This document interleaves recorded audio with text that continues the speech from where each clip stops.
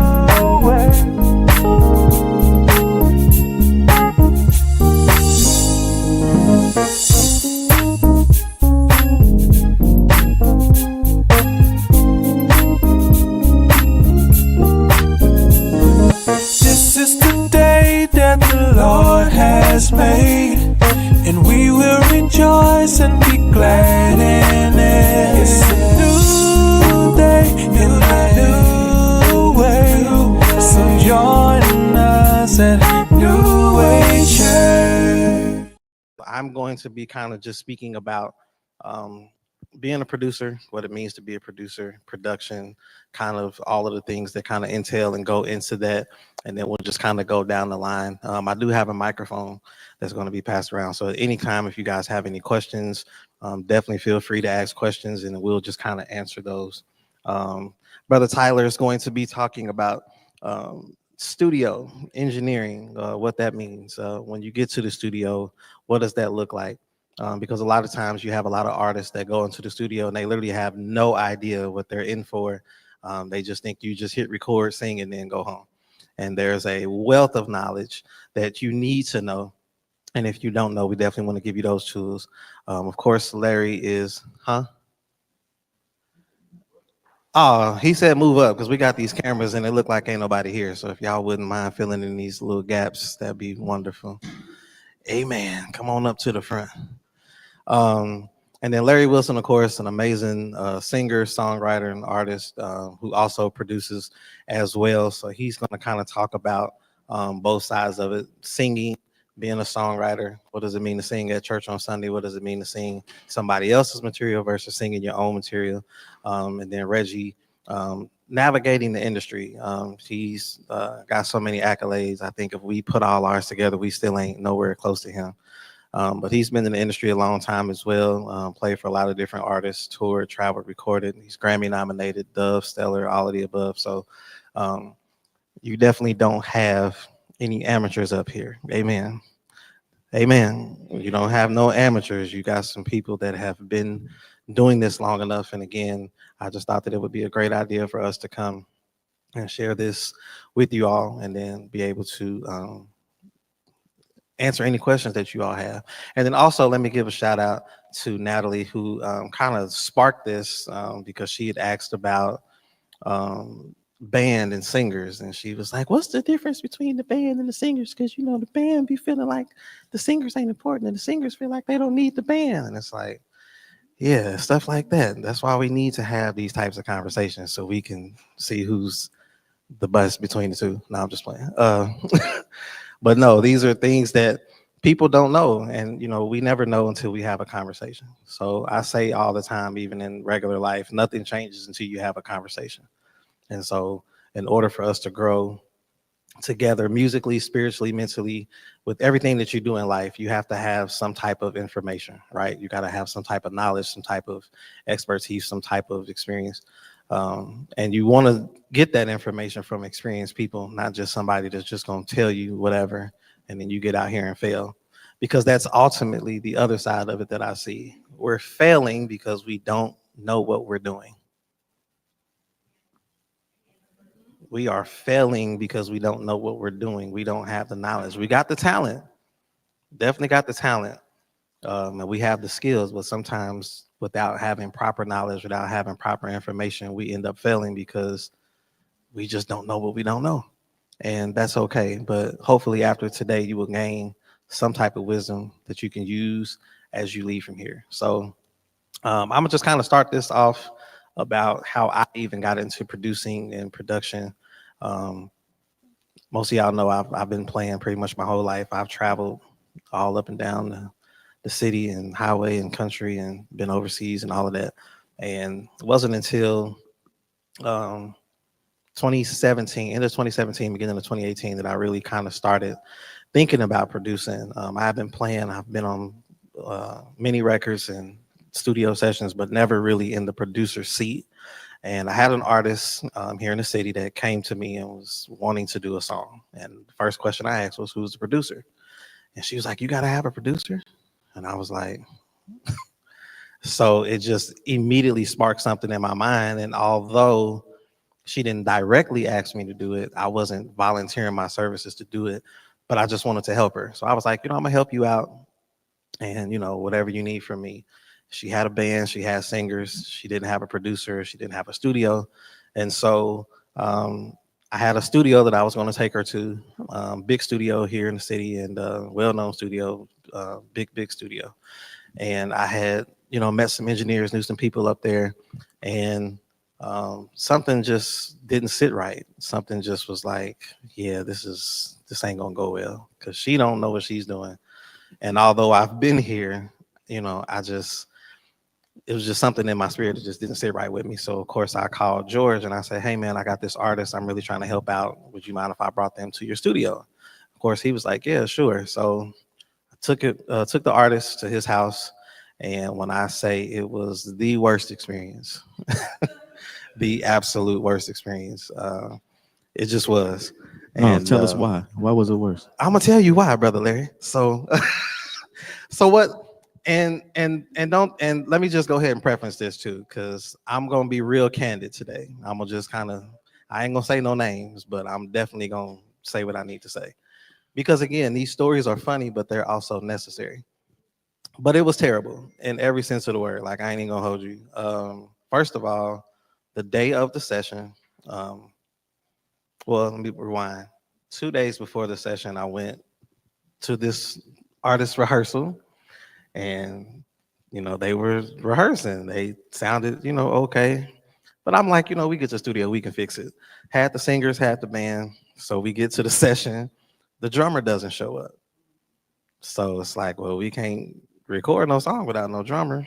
And so um, they were like, "Man, you should play the drums." And I said, "No, this ain't my session. I'm not going to play these drums." And I don't even play that much anymore. But I was like, if I do play these drums, whatever I play is going to be on this record. So she was like, "All right, well, you just going to play the drums." Executive decision made. So I went in and played the drum. Then the bass player got ready to play. His bass wasn't working. His knobs was broke. His stuff was out of tune. And George thought his equipment was broke. Like George is twisting every knob. He's turning stuff up. We can't get levels. And he's like, "Dude." So then all of a sudden he's like, "Hey man, yeah, my bass is jacked up." And so we like, "Dude, how you come to the studio and your bass ain't working?" "Yeah, man, I'ma just call Bird, man. Bird got bass. I'ma call Bird." I said, "Well, if you gonna call Bird to use his bass, I might as well call Bird to come play the record." That don't even make sense. And that's before Larry stole him from me, because he was at Eastern Star at that time. Don't do it. Don't. I knew he was gonna do that. I wasn't gonna do it, but no, he was playing with me at that time, and so I just and again, this was her band, so I'm trying to. So the drummer doesn't show up, I gotta play drums. Bass player, bass don't work. Keyboard player is transposing, he's playing in the wrong key. He can't. He don't know the intro. Like it was just a terrible experience all night. And mind you, y'all, this session started at 7 o'clock. It's like 10:30, and we have nothing. Like we have nothing. So then George is like, "All right, well, let's just do this. We got drums. We can do keys a little bit later. We got somewhat of a foundation." So the bass player is supposed to come back on Sunday. So I call the artist like, "Hey, he's gonna get a bass. he's gonna bring it back." So we set up the session for 4 o'clock that Sunday. The artist shows up, and I told her he got an hour, because I knew he was gonna be late. I said, he's got an hour. 5 o'clock, where was he at? Nowhere to be found. So we called it. And so Brother George Tyler said, "Josh, you're going to have to produce this song." I said, "George, listen, this ain't my thing. I'm not trying to step on nobody's toes." He said, "Josh, you're going to have to produce this song, like today." And so I'm like, we already burning studio time. So the artist, she was very discouraged and left. And so I said, "Okay, well, what am I supposed to do?" He said, "Well, you play keys. You know what the keys are supposed to do. Like, play the keys." So I laid the keys down. "What else do you hear?" "I hear strings." "Well, play some strings." "Well, what else do you hear?" "I hear bells." "Well, play some bells." And we just going through the process of recording it. And called Willie Robinson, because he's amazing. Had him come and play the bass. And then pretty much did all of the music, did all the arrangement. And then by the time we got everything together, I reached out to the artist and was like, "Listen, your band ain't really coming through, so we had to do what we had to do." Then it came time for the singers. So we get ready to do vocals. The vocals don't show up. One of the singers is sick. One alto showed up, and then no, the tenor was sick. He didn't show up. The alto came, and then the soprano had the fastest. When I say the fastest, she had that Michael Jackson and Trey Songz vibrato. She sounded like a lamb. She sounded like a lamb the entire time. So it just wasn't going to work. And so, so once again, we had to call in a different set of singers. And so when we got ready to get the singers, I called some people and called my friends. And then, once again, it just ended up being the three of us. And I had to sing alto and tenor on top of doing all the music. And so then I figured I might as well call my other brother because George doesn't suffer enough. So I called Larry Wilson. I said, "Hey man, this is my very first song, dude. I just need you, man. If you don't do nothing else, just show up." And he was like, "Yeah, I got you." And he showed up. He came to the vocal session and he literally kind of watched me, gave me some pointers. He motivated me, encouraged me, pushed me, and we made it through the session. And the song came out, and the song did well. And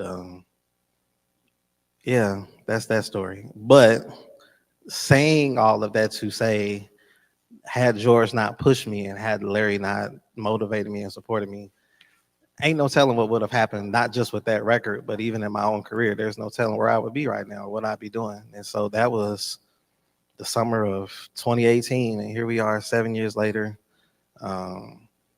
nominated for several awards and won a couple awards. And hey, man, that's good. Y'all can clap for that. But just being able to start my own production company with Hump Style Entertainment, it was that push that I needed in order to remedy a solution. Because again, I used all of the previous knowledge that I had from recording and working with artists and being on the road and being in the studio several times and seeing how things work. But there are a lot of artists that, like this particular artist, will go into the studio and they're not prepared. You don't understand the importance of your band showing up, your singer showing up, making sure you come to the studio in full voice, making sure that you understand why things need to happen. And even with a producer, another thing that, especially for the artists that are in the room, your producer makes or break your record. And most people don't realize that your producer will make or break your record, whether it's a single or album. Choosing the right producer is so vital and so important, because if you don't have anybody that's knowledgeable, because here's another thing I'm gonna say, because I know we all gonna talk about it, but I have to get this off my chest. We have to get out of the mentality of just calling names. Because what's happening is we want names. We want the big names on our record because we feel like if we attach ourselves to a name, that automatically garners success. If we attach our name to a name, that means, we got some level of clout and we're going to automatically have a number one because they made such and such go number one. Well, he got a Grammy. So if I get him, then, I can get a Grammy too. And the motivation is totally wrong. You have to pick the right producer, and not only picking the right producer, you need a producer that believes in you and believes in what you are doing. Because if it's all about the money, that's all it'll be. It'll be a business transaction and your song will still never be what you want it to be. Find a producer that believes in you, that believes in what you're trying to do, that understands your goal, understands your vision. Know the difference between a producer and a beat maker. Because what also happens is, as artists, y'all go to a producer and you say, "Hey, I got this song and I want to do this ballad and, I want to do this worship song and, and you got this whole scripture," and then they give you this hip hop beat that they made 6 months ago and they expect you to make a song out of it. And that's not how that works, because that's what they do. They make beats. So if I come to you with a ballad and you give me this hip hop beat, you already missing the point.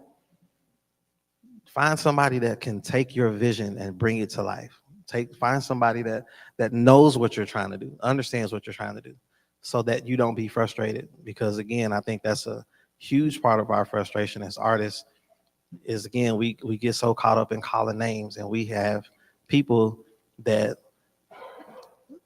and George can testify to this, we have people that play on records or play for certain artists, and we think that because they play for certain artists, that automatically qualifies them to produce your record, and it doesn't. Just because you play drums for a big artist don't mean you can produce a record. You can play keys for a big artist, that's cool. You can play for a big church, but when it comes to being in that room, and hitting that space bar, do you really know what to do? Do you know the difference between a dynamic mic and a what's the other mic? A condenser mic? Do you know the difference? Do you understand why you have to have it mastered and mixed? Because y'all just don't want to master nothing. Y'all don't want to mix nothing. It sound good. Let's just put it out. This ain't even mixed. It ain't. The fact that you don't know whether it's mixed or not is a problem.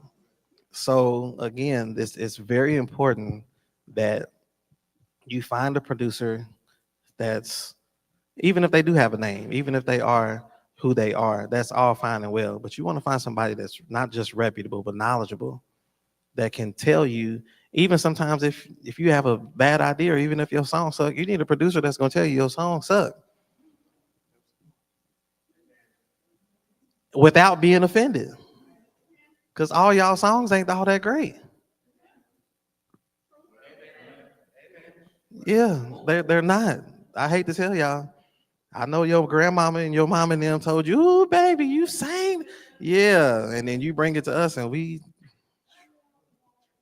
yeah, so where's the verse? Well, I got these words, but I don't know if this is a verse or a chorus, but then right here, see what I'm gonna do is, and then like if you just put like, because right here I'm hearing, and it's like, yeah, so again, where's the verse? Where's the chorus? Where's the vamp? Y'all just get these voice memos and send them to us, and we don't have a clue. Ain't in no key, no rhythm, no tempo. And y'all want us to. Now, our job is to make lemonade out of lemons, but yeah, don't bring us no tomato. It's still expecting lemonade.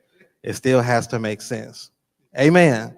So this stuff is like super important, because I think all of us up here have at least 3 or 4, if not 10 of these stories. And the difference is, what do you do to make that the last story? Yes. You better What do you do to not make this song like the last song? Because once you become experienced at what you do, it's just like anything else in life. It's like riding a bike. As a producer, your ear should know as soon as you hear something whether this is going to work or not.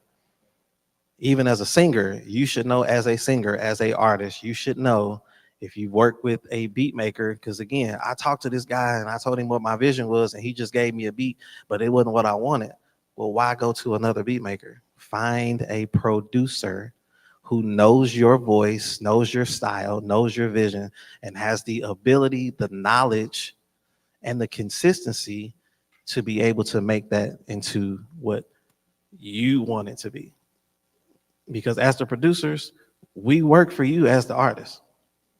However, artists, trust your producers, because we know what we're talking about. There's a reason why you came to us. And you don't never have to come to me. You don't never have to come to George, Larry, or Reggie, but go to somebody that can get the job done. It's not your job to come to us and then tell us what you want and how it's supposed to go when you don't know what you're talking about. And then when we trying to help you, you keep, because if we bumping heads, the song still ain't gonna get done. So you have to learn how to trust your producers. It's nothing worse than a producer putting his time into a song and giving everything that he got, and praying, because we all are men of faith. So forget the talent. We're spiritual too. Like, we hear from God too. Some of y'all artists be real deep. You know, the Lord sent me to you and told me that you were supposed to produce my song. And then we do everything, and all of a sudden, I just, the Lord he ain't really, I don't think that's what God gave me. Are you sure? Or you decide to go into another direction and go with somebody else because the price is too high. Well, if God sent you, he gonna send you the money to come this way too.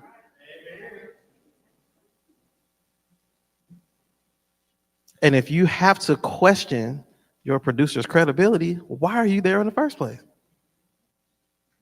If you walk into in a studio, George, what have you done? What, how many records you done worked on? How many Grammys you got? You got some Stellars? Because again, you worried about the wrong thing. Because again, in this business, even with the awards, those come very, very seldom. It might take 150 songs to get one nomination, let alone a win. So you can't just look at it as, oh, well, no, don't question their credibility. You should know who's in front of you. You don't go to a restaurant and you don't know what they serve. You don't go to the mall and just walk into a store, and that's just like all of us going into a Kira. It's a women's store. So unless you got a wife or a girlfriend, there's no reason for me to go in there because I already know ain't nothing in here for me. So we have to be very cognizant and be very intentional about the producers that we choose, the routes that we go in. And again, it's got to be it's a marriage in a sense. You have to trust your producer and understand that if you're coming to them and you're going to them, they understand, they know you, they work with you. And I'm gonna pass this along. We're gonna keep it going, but I see my big brother. Y'all clap for Dave Taylor, Legend. the legendary Dave Taylor. The legend. And I can honestly say, man, growing up, he was definitely one of my idols. He was the man back in the day. You talking about drums? He was the man. Like it wasn't nowhere you went without Dave. Like Dave is the guy. But what I love most about Dave is, you got me? Cool. So put it up on the screen, Elliot. Just um, but no, I watched him for years. Him and my brothers, all of them. Him, Joe Duncan, Joe Logan, man, just all these guys playing for William Remsen, Rodney Bryant, just a lot of artists in our city. But what I love most about him and William's relationship is like you could see it. You could tell that they had a great relationship. He wasn't just playing. He wasn't just there to get a check and go home. They had a relationship. They served together. So when it came time for the record, where else are you supposed to go? Because we got a bad habit of doing that too. Artists, if you have somebody that's working with you and that's been with you for years and y'all been rocking, why would you go and find somebody else? You trust me to play drums for 6 years, 10 years, 15 years, and all of a sudden you get a chance to do a record and you want to call a whole nother band in? You want to call a whole nother producer when what you need is right here in front of your face? I've watched him do it, and I've watched him do it with integrity, not just because of his gifting, but his anointing, his temperament, like all of that goes together. It's a trust thing. And if you really, really, really want your career to go to the next level, you have to learn how to trust somebody other than yourself and your own ear. It's so vital. It's so key. It's so important. And there are so many other people, but I had to say that because that still to this day inspires me. It still motivates me to see artists who have long-lasting relationship. You shouldn't have 5 or 6 bands and you've only been together for a year. And now you want to do a record and you're going to do an album and I should have such and such produce me because no, that's not the way this works. Learn how to establish relationships. Relationships are everything in this business. Everything is not just what you know, it's who you know. That's a huge part of it too. You got to establish relationships. So don't just get so high-minded because it's your song and it's your record and you the artist and this is your group that you forget the people that serve up under you and the people that actually help make your vision come to life even before you get into the studio. Because I'm going to say this last thing and then we're going to keep going. But don't think, artists, that when these people show up to y'all's concerts that they only came to see you and not that band and not them singers. There's a sound that you create that people want to come and see. That's why they come and see you. That's why y'all go see Mary J. Blige. That's why y'all go see all these other artists, because you don't just want to see Mary in them boots. You want to you want to hear that band, and you want to hear that record. You want to hear those grooves. You want to hear those lines. Y'all want to hear that piano. Dun, dun, dun, dun, dun, dun, dun, dun, dun, dun, dun, dun, dun. See what I'm saying? You want to hear that. Mary ain't doing that. That's that band. It all works together. So even as a producer, don't just try to reduce me to being the guy that plays for you and pushes the buttons when I'm really making your record come alive. I'm making your sound come alive. I'm giving you all the tools that you need to be successful, but it's a partnership. And if we work together, then this whole thing can take off. No man is an island in unto himself. I brought this water. I didn't drink. So we got to understand that. So that's my little spiel. Does anybody, before we move on to Brother George, does anybody have any questions or anything about anything that I said? No? I think All right. I think it'd be good to kind of get. I'm not really the producer on the panel, but I think it would be good to. What up, bro? What up, fam? It'll be good to kind of get George's and Reggie's take on the relationship between artist and producer, Absolutely. and how important it is to cultivate that relationship before you hit record. So can y'all kind of expound on those things? Reginald.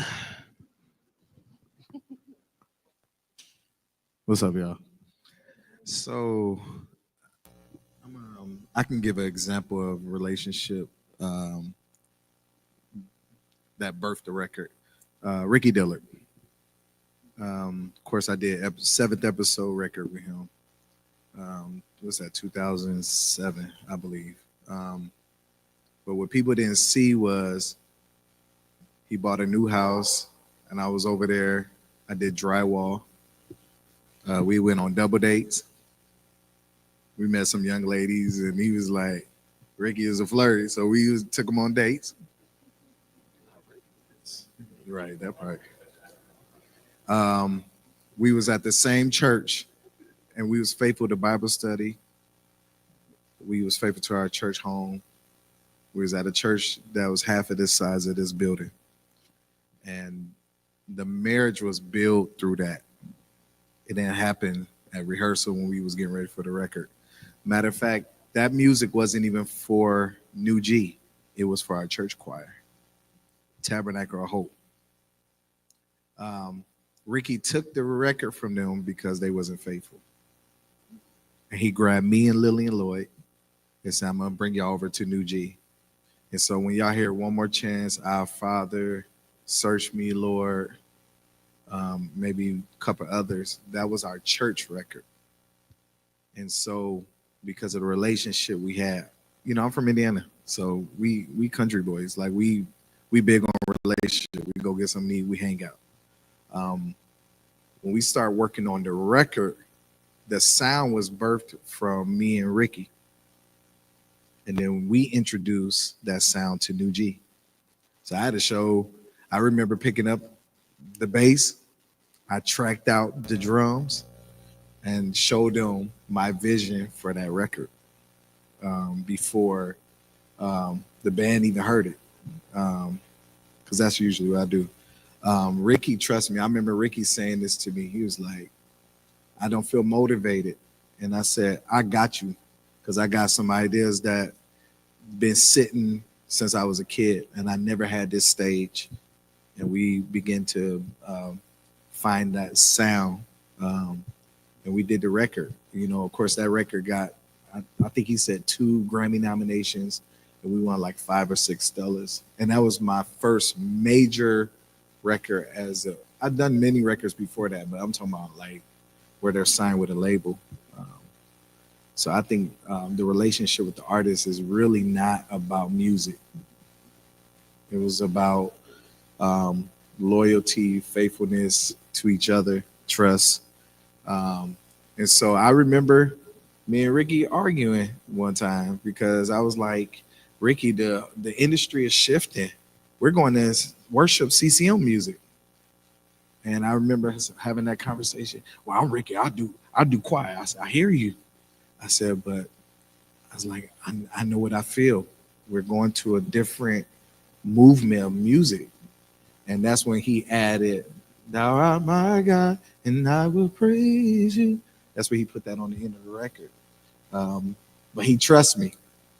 And then another relation, Steve Lawrence, Denver Potter's House record. Steve Lawrence flew me to Denver for 3 months and brought me in, and I played for the service, but I stayed in the hotel for 3 months. And we did dinner, and he was just, I need to trust you, because his last producer was Kevin Bonds. And I got chosen to be the next producer for Denver Potter's House record. And because of that relationship, we sat in the room. I remember, and he was like, listen to this song. And I was like, Steve, that song is terrible. He said, but it got a good message. I said, Yes. So I took the song and I created, he was like, I need something intro that got Jubilee. So that's when I came up with the da da da da da da da da. What is it? Da da da da da da. What's that? Yeah, I got so much music. Da da da da da da da da da da da da da da. Best days of your life. That's how you know you got too many hits you can't remember. Like, no, serious. I've done over 300 songs in my career. But that song was birthed off relationship. Not talent only, not us knowing it all, but relationship. Especially when you work with people like Ricky, who is a genius. If y'all never sent, like, what y'all see or hear on the records and see on whatever videos is nothing. Ricky is a music genius. Like, he has tapped into choir sonic. He has a sonic sound. He knows what to put out that sonically captures people's attention. Corey Heron the same way. The sonic, that's a whole nother level of conversation where anything you put out is automatically gonna hit because you have tapped into that sonic frequency of music that guarantees that it's going to go well. So that's why I got this year. I'm going to take 2 years. I think everybody has done great. I'll come. He trying to get out of here without saying something. He gonna say something. He got his hat on. This is a talking hat that you got on. I'm gonna come from a slightly different angle. When I was in college, I was in the college choir, and we had a minister of music. And when I graduated, I wound up staying in the city of Muncie. I went to Ball State. I stayed in Muncie, and the minister of music of the college choir started a church.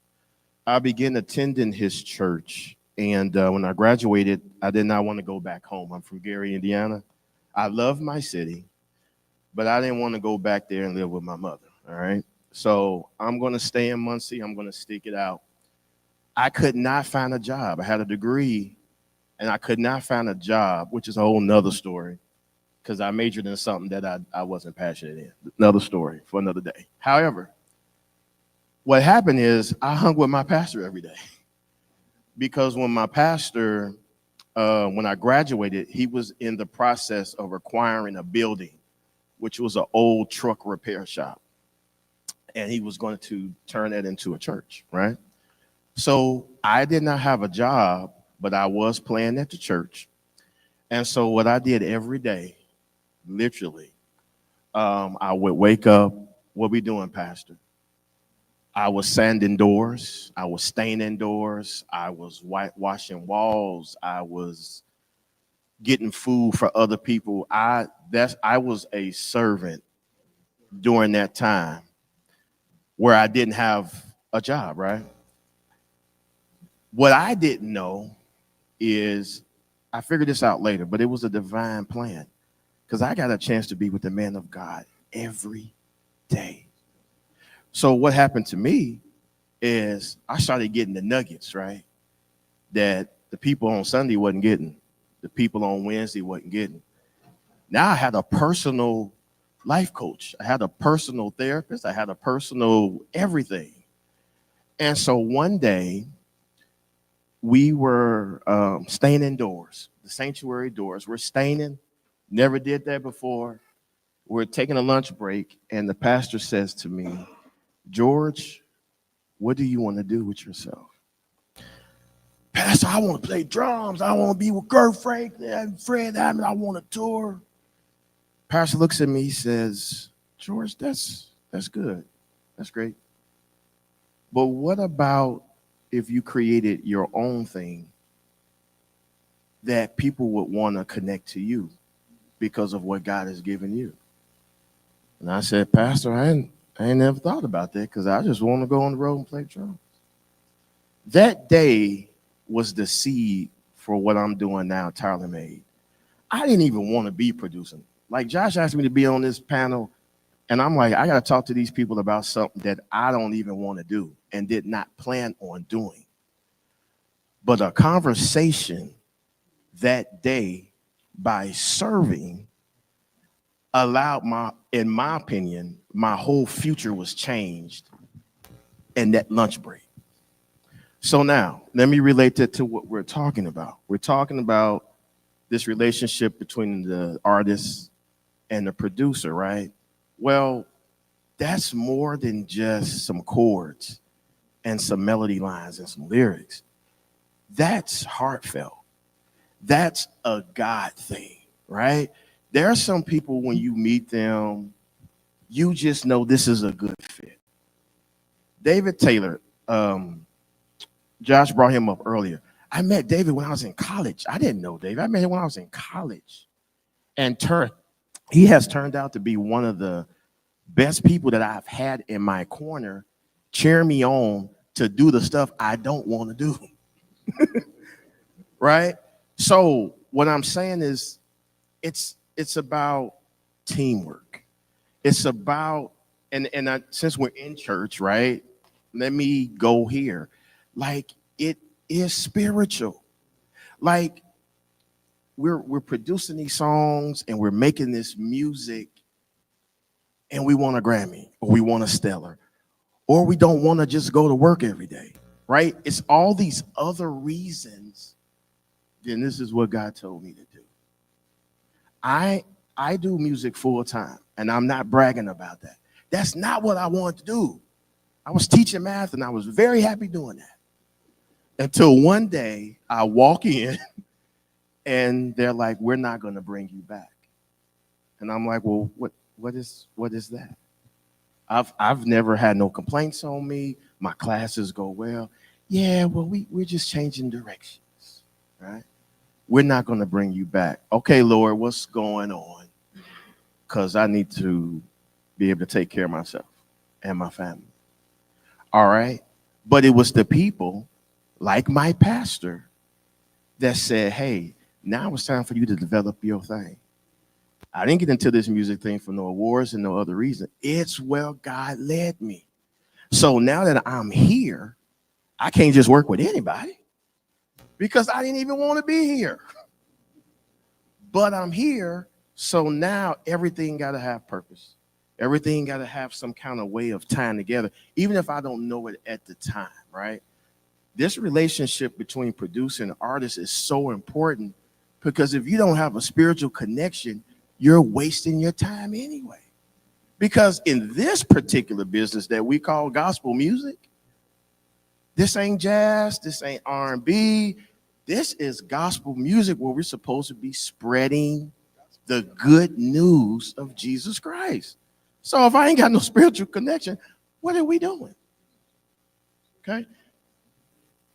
I'm supposed to be talking about whatever, but we talking about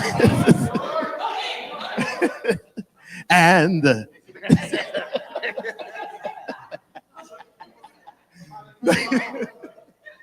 but that's my piece on the artist and producer. Like, it's very important. I would say don't rush into that relationship. I saw an interview with Warren Campbell that says he sits down. He'll have a dinner. It takes them a while before they ever get to the studio because I need to know if we can work together. I'm going to pick on Rashida real quick. I didn't know Rashida from this bare chair right here. Somebody recommended her to me. We spent time meeting before we ever did music. Hey, what you do? You married? You got kids? Like, what's going on? Right? So that we got to understand. Oh, you got a husband. I need to meet him. Okay? Right? Like, we did that for a little while, and it just so happened that in the midst of me meeting her, my mother passed. I'm walking out the funeral, and who do I see? Rashida. I just met her. That day, though, I said, oh, Lord, I'm going to help her. I don't care. I don't care if she got money. I don't care if what. I'm going to help her because in one of my lowest moments, she showed up for me. And I'm going to thank you publicly for that, Rashida. Thank you. Don't start crying, George. You're going to make me cry, man. And the woman, the guy sent me a Uber card. Amen. We need But- those. I'm saying that because it goes much deeper than the music. And your music will be felt and heard and received in what I call if the conviction is there. And sometimes that conviction comes over a meal. Sometimes it comes over talking about your favorite movie. Okay, I'm done. I'll be talking. That's good. Oh man, Reverend. everything you said was good. Y'all clap it up for Reverend George. Jeez.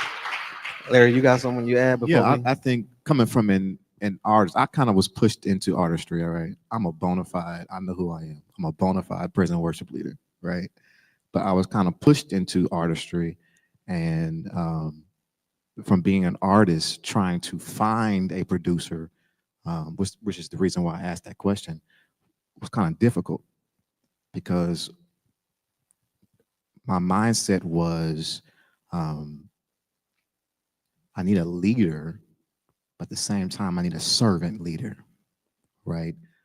Which is something that George is so good at and Reggie is so good at. Anybody could lead you, but can they serve you at the same time, right? And I think we as artists, any artists in the building? We as artists probably need to start finding out, can you serve me while we're working together, right? So Jay Thomas, I hit Jay Thomas up, and that is exactly who he was before we even hit record. I had 13 songs, and before I even submitted any of my songs to him, we sat for months downtown, having lunch, doing dinners, just to kind of create a relationship as to who are we, how are we going to work together. And I've known Jay for years. I've known his work style, but at the same time, doing a record with you is totally different, right? Because I want my sound there, but at the same time, you're the producer, and I have to lean into your sound as well, right? So fast forward, I've given him all my songs, 13 songs, and when I tell y'all, none of my songs came out the way I wrote them. Not one, right? But I had to be able to trust the servant leader in him to say, I'm leaning on you. If you think this is the right line right here, if you think this is the right key right here, bro, it's all yours. And that record came out, in my opinion, that record came out And amazing. you could have produced it. You amazing. could have played Bro, on we it. still listen to it. Still. Yeah. It's That's okay. crazy because I can see your position being hard because I've been there. Because you can actually sit in band rehearsal and lead the band, tell everybody their parts, arrange the music, go to vocal rehearsal, and then to submit that part of you to somebody else and say, I trust you when you have the ability is crazy. Yeah. And me and George talk about this all the time. I was actually in Dallas 2 years ago. I had an opportunity. I was close to relocating, and I had called George. We were working on, that might have been Dre's song. It might have been. But we had a conversation, and George told me something that literally to this day just changed everything. And it's just so fitting for what we're talking about now. And we have these moments because what y'all just heard from George, I get it all the time. He'll have these preaching moments and he'll just go, and I'll just be on the phone crying like, man, George, man. And then I'll, do the same thing, and he's like, yeah. But that day, we were doing something, and he told me, he said, man, what I appreciate most about you is when it's time to drive, you know how to drive. But when it's time to ride, you also know how to ride. And that always stuck with me because I think that it is hard when you play and you know chords and you know melodies, you have ideas, you're a producer, and you have somebody else that you have to, because sometimes I'm in his sessions and I have all these ideas and I'm like, man, I got to remember this ain't even my song. But then there are times when I call George, he's like, man, I'm not playing drums for you, Josh. You a drummer, like you could call anybody, like you know. And I'm like, dude, this is the pattern. Like you just play the pattern. So we have this back and forth thing, but I think it's always a beauty for me. It's just a beautiful thing because I still believe in the art of collaboration. Like that's almost a lost art these days because again, everybody wants to kind of take the credit and everybody want to do their thing. And this is my voice, this is my sound. But we have such a great working relationship because I have even had to learn, just because I'm a producer now, it doesn't mean that I still can't follow directions. Because there are times when you have to learn how to sit back and ride. And you have to do what you're told. And there's a certain chord or there's a certain pattern or there's a certain whatever it is. And you have to submit to that. And, no matter how great your ideas may be or how much you play, it's like you have to be able to follow that vision. And then when it's my time to be in the driver's seat, then, I have to be able to find guys that serve me and that trust me and that can trust what I'm trying to tell them. So it is a really, really great dynamic to have, especially as an artist, whether you sing or, play or do both or one or the other, to be able to not just lead, but also submit. Because there are times where whether you are a producer or an artist or whatever it is that you do, you still have to learn how to submit, even in the process of your own thing. Yeah, God may have birthed this idea or this vision in you. You still have to submit to not just him, but to the people that you hire or bring in to be able to help bring that to fruition. And so without submission, there's no manifestation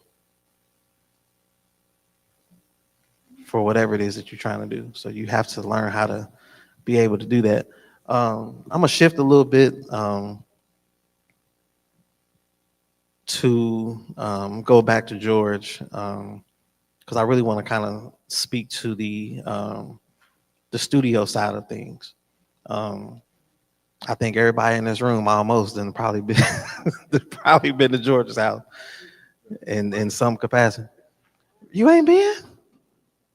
You should call him and ask him if Yeah, he I ain't been to my house. Well, I don't go where I'm not invited, so I'm just saying. I'm just Don't saying, get it man, why I twisted. ain't been over there? You came to Atlanta and didn't call me. I did not. I did. You're right. Kevin. Dude, I did. I'm sorry. Nah, well, I saw you though, so that it, we made up for it. But no, I Did. think everybody has. Most of us in here have been in the studio before, and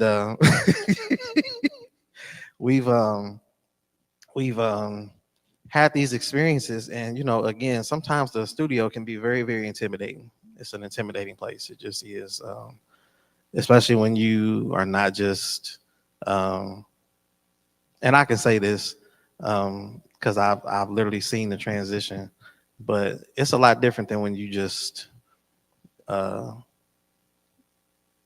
in the kitchen or in the living room and somebody just got like a microphone and a laptop, and then you go into a real studio and you got real mics and real instruments and real acoustics, and you looking around like, geez, this is crazy. But I think that what I love most about Tyler Made Studios is it's the intimacy of it. It's literally a place where you can go and create and be free and not really have to worry about a lot of foolishness. It's an amazing environment. Love being there. And George has really, really invested a lot of money and time and all of it. But I think that for new artists, especially, the first time in the studio can be really, really just nerve wracking and all of it. And so I kind of want George to kind of speak to that because as not just a producer, he owns his own studio. And hold on, what you doing? That's fine, but I'm out west. You don't just walk up behind nobody now. You do what you need to do. I was just nervous. Okay. Pastor Elliot Stubblefield, let's just pause and clap and thank God for him allowing us to be here touching stuff while I'm trying to. He scared me. I'm for real. I didn't know who was coming up behind me. But no, it's important to even mentally. There's a certain etiquette that you have to have when you go into the studio. There's a certain expectation that I think all engineers have, that when you're coming into their place, things to expect, things to do, what not to do. Because some of us are a little raggedy sometimes. We go into the studio. First of all, you got to be on time. Y'all can't book these sessions and be late because that clock is ticking, whether you realize it or not. Y'all come in late and be eating and talking. Hey man, how's it going, man, bro? And yeah, you about 35 minutes in and we ain't even got levels yet. And I'm still charging you. So just kind of speak to your perspective as an, not just again, just a producer, but even as an engineer, just some studio etiquette, just some do's and don'ts and things like that. All right, I'll do that, but I want to go a back road to get there. Michael Jackson, Mariah Carey, Beyonce, Don Lawrence, even Kirk Franklin. All these artists have something in common, other than their numbers on the Billboard charts. They all have teams. All right. And what I want to say as a segue to what Josh is asking me to speak about, because this will show up in the studio. Your team is so important to the outcome of what you're trying to build. If and I mean no harm when I say this, okay? Just take it for face value. But if you got a PhD contractor for your house, and then somebody that don't even know the terminology doing the plumbing, like how we working together? Because we're not even speaking the same language, right? So it's important for us to have our teams together. Well, now why is that important to the studio? Because when you have a great team, teams know how to pay attention to details. And the greatest records that have won Grammys every year, they win them not because they just these greatest songs. Most of us haven't even heard the songs that win on the Grammy. They win because all of the details were checked off, right? Whether you realize it or not. A song is so much more than I just want to say that I love you more than anything, right? Like that sounds great. No. But it's more than that, right? It's okay, well, what inversion do we start the vamp on? Do we sing it in unison? Do we sing it in parts? Do we invert it? Is it just piano in the beginning? Is it full drums? It's so many decisions. And guess where all the decisions start? Guess where all the decisions start? In the studio. Now it really starts in the song, which Larry will talk about that. Because even before you get to the studio, you need to have a good song. But I'll leave that for Brother Wilson here. But when we're making these details, right, it starts in the studio because if you have this good relationship with the producer that we were talking about previously, that producer knows even what studio to take you to.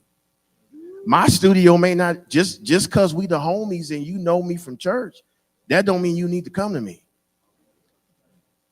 Josh just said, don't call the names.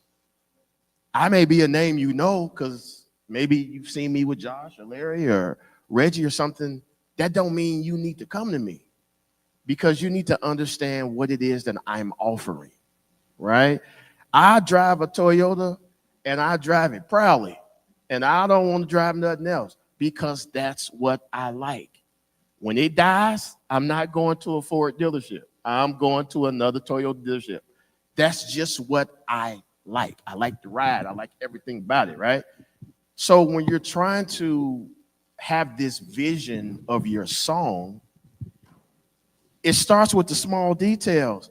Hey, what studio we going to? What engineer? Because if I want to do something that sounds like Earth, Wind, and Fire, but then I'm going to a studio that's known for recording rock and roll, they don't understand what I'm trying to do.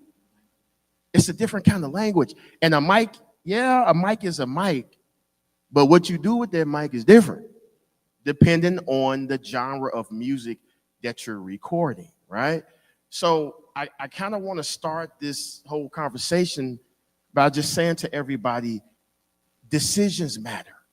Every decision matters. It matters what time you go to the studio. You got to know yourself. Just a couple of days ago, we had a session with Pastor Carroll. And when we were on the phone trying to decide when to come, he was like, "Now that's my bedtime." Now, we made it happen, but should we really have done that? If he's telling me, hey, that's kind of my bedtime, but I'll be up to it, right? That means if it's important for the sound and the vision of this song, yes, we made it work. We did. But that decision matters. Should we have to record him at 12 noon or at 10 o'clock at night just because that was available time? Now, there's situations that happen. You got to get stuff done, but it really matters what time that we record his vocals. Depends on when you're more active. I'm a night owl, so I'm going to create my tracks at 2 and 3 in the morning. That's just what I'm going to do. One in the afternoon. That's more like editing work for me. But creative, I like when the world is silent, which is at night. That's for me. So every decision matters. When do I create? When do I sing? If I'm songwriting, right? Let me step away from that. Leave that for later. But if you're going to be creative, what makes you creative? Do you need to see an episode of Martin first, and then that motivates you? Do you need to look at some fish floating? Like, all those decisions matters, because as a listener, the average listener don't even care about the stuff we care about as a producer. If they can feel your conviction, that's my thing. You ever come to my studio, you're going to hear conviction a lot. Yeah, you're not playing with conviction. You're not singing with conviction. Your ad-libs ain't got no conviction in it. Like, because that's what people respond to. We can have the latest technology and all of that. It's the decisions. So I say that to say this. If you don't know about studios, if you don't know where to go, who to go to, you got Josh, you got me, you got Larry, you got Reggie, and there's other people. You got David Taylor. There's other people in the audience that can help you decide even what's the best place to go. Because my studio is very intimate. And most people that come to my place, they feel like, man, this is intimate. And a lot of times they feel like it's more comfortable for them to do what they got to do versus going to a bigger commercial studio. But then maybe I need a bigger commercial studio if I got a 50-voice choir. So those decisions matter even in the sonics of what your song is going to sound like. I like to tell people, work your vision backwards. What do I want this? I want this big old thing. Okay, I want this song, and it needs to be a worship song, and I want it to just feel like we're in Gangbridge. Okay, well, let's work backwards. You don't need to be in a small studio because the acoustics is not going to fit that, right? I may be talking about a lot of stuff, but I'm really just talking about decision making. And people that don't really understand how to make music and make it correctly will make you feel crazy because you trying to make decisions. If y'all don't hear nothing else I say today, know that every single decision matters. I'm a drummer. It matters what size stick. It matters what wood of the kit. It matters the head. It matters what cymbals. And if I'm in the studio, it matters how high the cymbals are. I have 50,000 choices to make when I'm recording drums for a client, because decisions matters. And thank God I've made some pretty good decisions. And so I've had a little bit of success with some artists, right? But that didn't happen without me making right decisions. So, okay, that's the decision piece. Do's and don'ts. Obviously, you want to be on time. Some things that you may not know, if you're a vocalist, you may want to pay attention to clothes that you wear, right?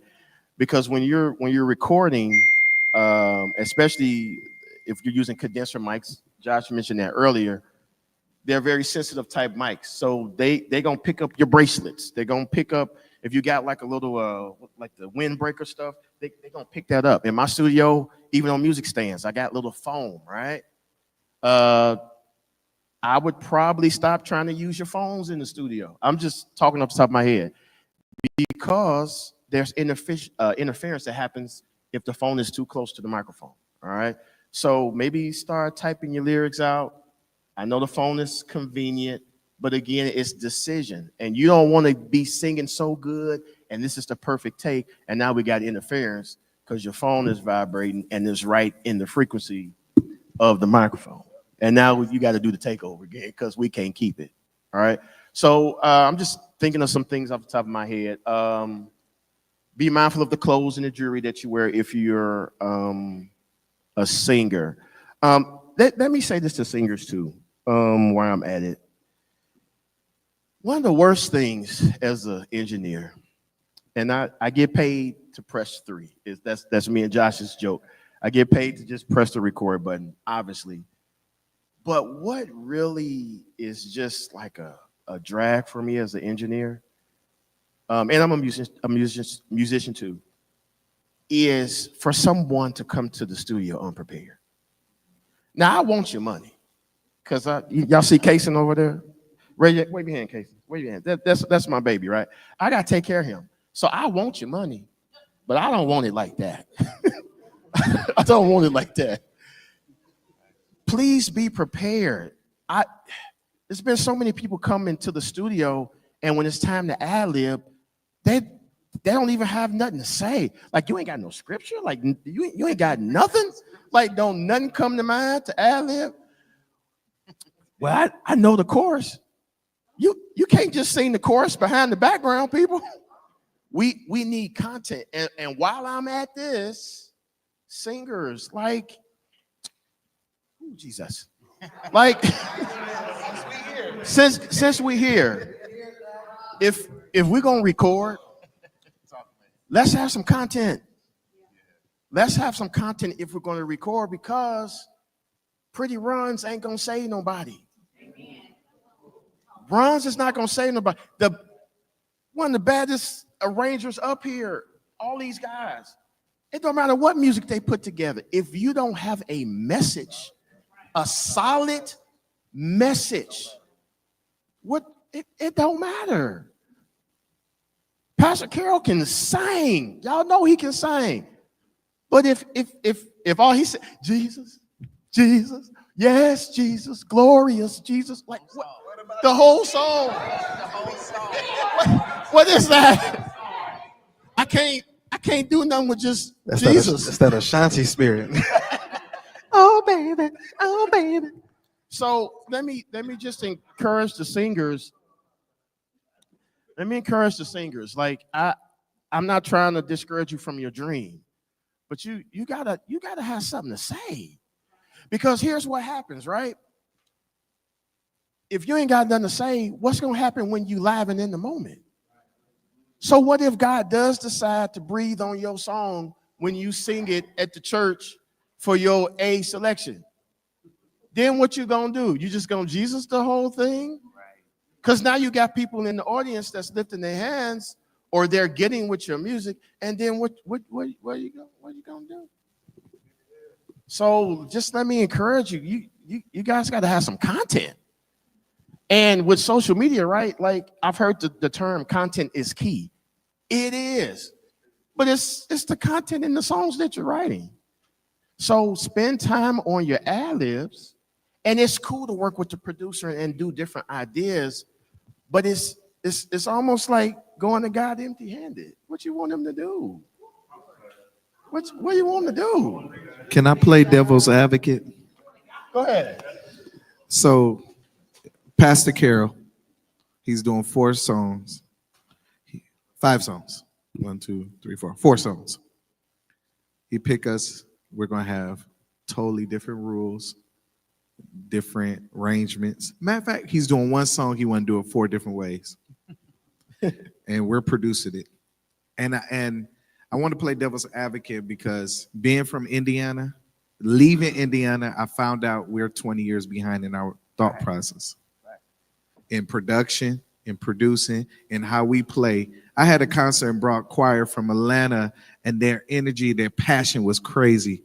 And I had to tell the singers around me, y'all see that? And they were just happy to sing because we got so comfortable. We got so lazy. So, and Josh noticed because he comes out to Atlanta with Kevin, and you just tell the energy is different. The support is different. And us being different producers, the thing with me, I'm a lyric person. I'm not just piano, all right? I'm a lyric person. When I produced Timbaland Man's song, Now Behold the Lamb, we did a remake of it. She came in the studio and was like, I don't know. I really personally don't want them to know, because the way I look at it, and just me playing devil's advocate, what you do every Sunday ain't gonna hit the record. So I need to produce you on the next level. When I remember playing Zacardi's God Held Me Together, this is no lie. Lucius Hopkins produced that song, but I arranged it. And he said, start playing some things. Take that out, play that part. And I came with nothing. Take that out, play that part. Okay, put that together. I watch him, even with me, piece my plan together and create God Help Me Together. It was no song exists. We didn't have no prayer. We didn't put nothing together. We just brought our talents in the room, and he pieced it. He produced it. All right. Producers do some, because we all have different production type. I almost don't like my backgrounds to not know the music, because I'm a lyrical and I'm very creative. God has given me vision sometimes to hear stuff that hasn't even been put out yet. When I did Search Me Lord Ragtime, nobody ever done that. So I don't always think what has been done. And to me, what you do, like I said, Sunday morning ain't cut out for you to be an artist. Just because you have a great Sunday morning service and you lead, because you cuff the mic like this and you hollering, that don't make you an artist. So now I got to bring you in, and I got to actually develop you into the artist. I have to train you into the path you're going. We got different sets of producers, like I said. Mine is different. His may be lyrically more aggressive than mine, because that's where I feel like you have that place. His may be sonically, quality, and I can go down the line. Josh might be all of it because he's a vocalist and stuff like that. But I'm just telling y'all, I've been in the studio with Soul For Real, who came to my home, and they had nothing. Steve know what I'm talking about. And I think my problem is I don't talk about what I do enough. And so people don't know. So they be like, oh, he plays organ. No, Tank been in my basement. Tank, what do I sing? So For Real came, and they was like, we want to do a Christmas record. We don't know what to sing. I said, don't worry about it. This is your part. This is your harmony. Lay it down. Record hit. Millions. It hit millions. I want to play another devil's advocate. We say names don't matter. You can't go out in the world and say, oh yeah, man, I produced some of my local people from Indianapolis. They don't care. I have walked through doors because of my 4 Grammy nominations. I'm just being honest. When you have it, then you think different. It works in a different system. So there's systems I can go into because of that.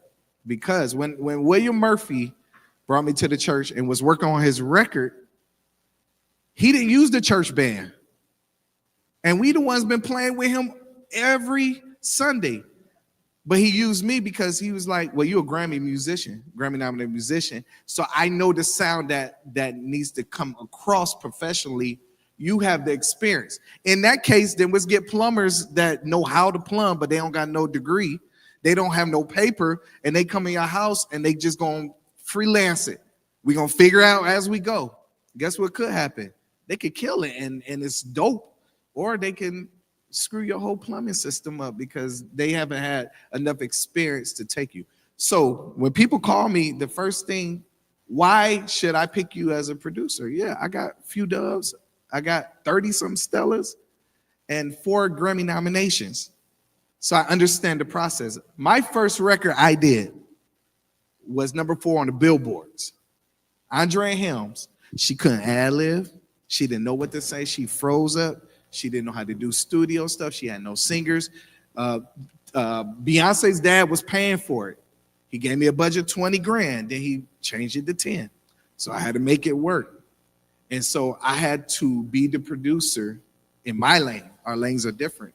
And say, no, this is ad-lib. If you listen to a record 8 weeks straight on the billboards, every ad-lib I showed her. Every ad-lib. No, do this. Do this. This is what you add. Ricky Dillon, y'all think Lillian don't get ad-libs from Ricky? He gives her ad-libs. Matter of fact, Ricky called me last year. It's like, Reggie, Tina Campbell is in town. She need to record her song. Can we use your studio? I was like, bet, come through. So Tina came, Ricky came, and there was another guy. And Ricky, and this goes now what George was saying, Ricky came in, he was the producer for her. I was just the engineer. And we was working on her song. And Ricky was like, I need you to tell the story. I need you to And she said, Ricky, I am not Lillian Lloyd. She already had her own stuff. I brought something to the table. So you see what I'm saying? It just depends on the producer and the assignment and the artist. So if you don't have nothing, I could take bad singing and create something out of it because that's my gift. Now, if you want it correct, I'd rather have better singers, but I can work it.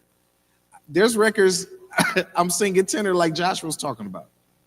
I'm singing tenor, real talk, barking, and people don't even know, because producers, they fill every gap.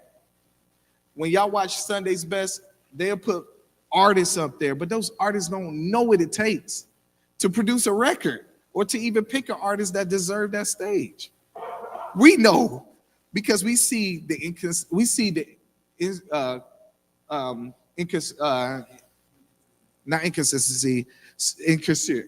Lord Jesus, I can't even talk. No, insecurities. We sit with artists and we learn their struggles, we learn their pain, and what happens is we take their struggles, their pain, and we create a record out of their struggles, their pain. I done seen artists that y'all know sit in the room, and I'm like, I thought they could sing. But we take auto tunes and we fix their voices. We done seen musicians that get off their tempos and stuff, and we find this section they play good, and we copy and paste it.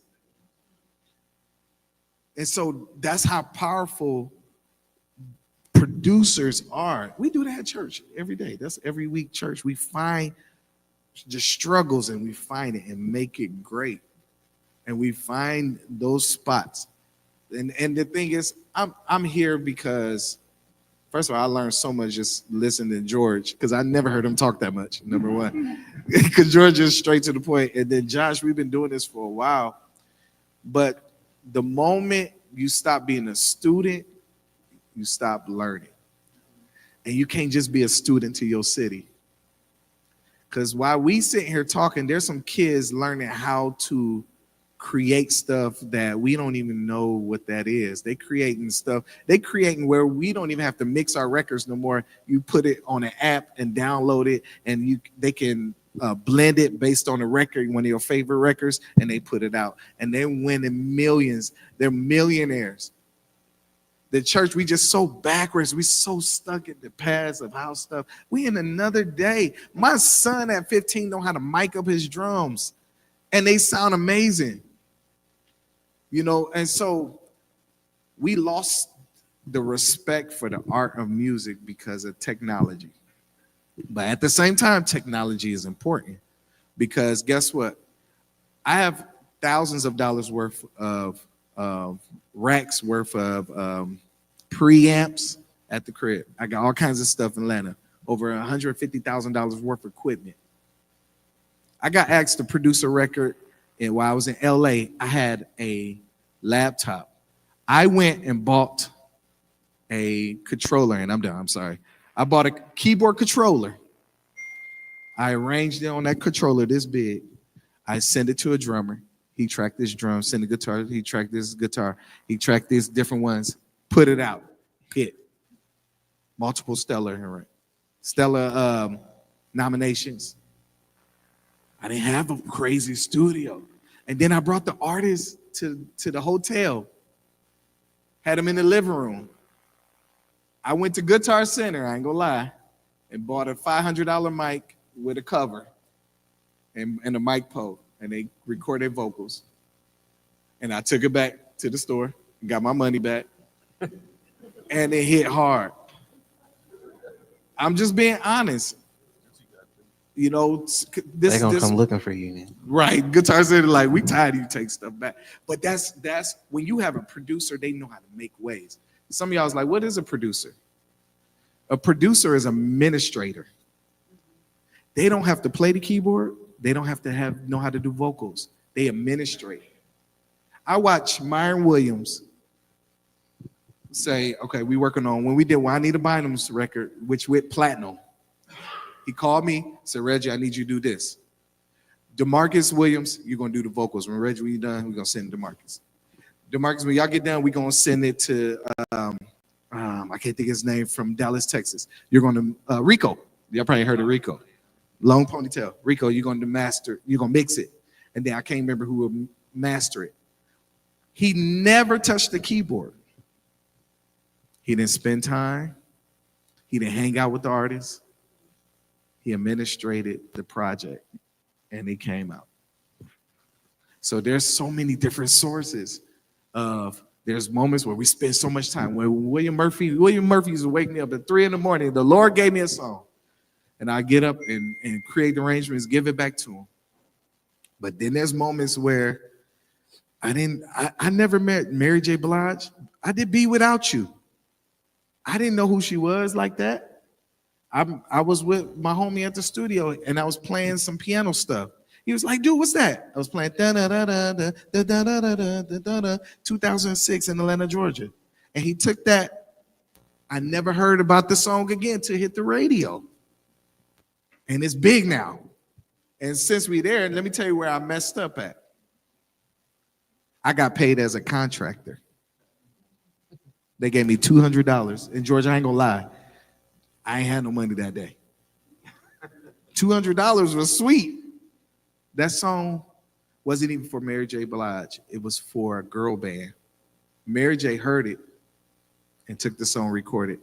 I didn't get no credit for it. Even when I saw the dude that I was like, man, that, you know, you never paid me for that. He said, well, you shouldn't have took money. You should have did it for free and got your royalties and stuff. I didn't know. And that's why I'm saying we got to think beyond what we're learning here. And I'm talking about here, I'm talking about everyday life. Here, we got to study outside. Ministry, listen, and I promise y'all I'm done. Even ministry-wise, Fellowship Church brought me in, and they took me through the process. Monday, we sat in the room the size of this stage, and what we did was we picked the songs for Sunday. They said, Reggie, you take home, you do strings and different pads. They gave it to the guitar players. He had the guitars he couldn't play live. The singers were in the studio. Tuesday, everything was done. Wednesday, we did a full run through with lights, with the screen. Everything was on Ableton. When you hit spacebar, the lights move with the songs, the words, the lyrics move with the songs. That was 10 years ago. And that's the regular church movement. And y'all know what church y'all go to. Y'all know where y'all at, and we ain't even there. That's what I'm saying. It's so much, such a higher level of things that's out there that we got to educate yourself. If you ain't faithful to your church, if you don't serve your music ministry, don't expect to put out a record and it's going to do well. Everybody, including Rodney Brand, that's in this room that have put out projects, they were faithful to their ministry. They grew their choirs. They grew their praise team. They served. I can't stand a person that's putting out records and you sitting in the audience at your own church. That's your practice. That's where how you can see if the people responded. If they ain't responding, go back to the closet. So if you ministering at your church and the people don't get nothing from you, what makes you think they're going to get something from you on the outside? They're not. So you put your time in your church. I was faithful to church, and the Lord called me to artistry. I didn't call myself. Like George said, he didn't want to do it. I didn't want to be famous and known and have money. I just wanted to play music. And the Lord said, well, I got a deeper work for you. So to be at home and get calls like Benny Hinn saying, I want you to go on the road with me, it's not because I was the best musician. Larry Gow could play. Listen, he can outplay me any day. Don't listen to him. He can. But it's not because of our gifts. It's because our faithfulness to something that was kingdom driven. And because we was faithful to that, then the Lord said, you know what? I can trust you. I could trust you. Here's an opportunity. You're going to travel with Benny Hinn. Benny Hinn called me at 6 a.m. And you know what he told me? He said, I picked you because I saw how you was dressed. I saw how you was dressed. You wasn't dressed like you came off the street, like a bum. You had on a suit. You looked nice. I used to be talked about because I wore suits. He said, I picked you because you was dressed in that place. And that's how God would take your artistry to the next level. Everything we said, add it, but add the part to your faithfulness to your church. Be faithful to your church. I'm at a church right now, got a couple hundred members, and I'm there Bible study. With my 4 Grammy nominations, I'm at Bible study. With 20, 30 Stellas, I'm connected with the pastor and make sure I'm vacuuming the floor. That's what I'm doing. I am. When people call me and they need me, they ain't got no budget, I'm like, I'm there. Since I've been home, I've seen musicians sit in their chairs while people sing a song and they would not get up to even help them. Because I ain't getting paid. They still do it. They still do it. And so those moments is when you never know who's sitting in that audience and they saw you sacrifice out of that chair that Joshua was singing. You went over to that organ to make sure he didn't go empty. And that's what opened up the artistry. All that other stuff will come. But let's start from this scratch. Be faithful to your church. Teach your choir your new songs. Sing it with your church choir. See how they respond. God will open up doors. These days, you don't have to live in Atlanta to get your stuff out. You just put time and effort. This is called time and effort. This is effort. This is effort. All it takes is the right person to see Josh show and say, I want to take this on the road. All you got to do is be faithful and invest into it.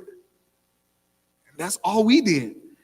George got thousands of dollars worth of stuff because he was faithful and he invested into it. This man went to a church, and I could be wrong. I didn't even know about New Beginnings. I know New Beginnings because of him. I watched him being faithful to a church I never heard of, and it made me want to know more about the ministry.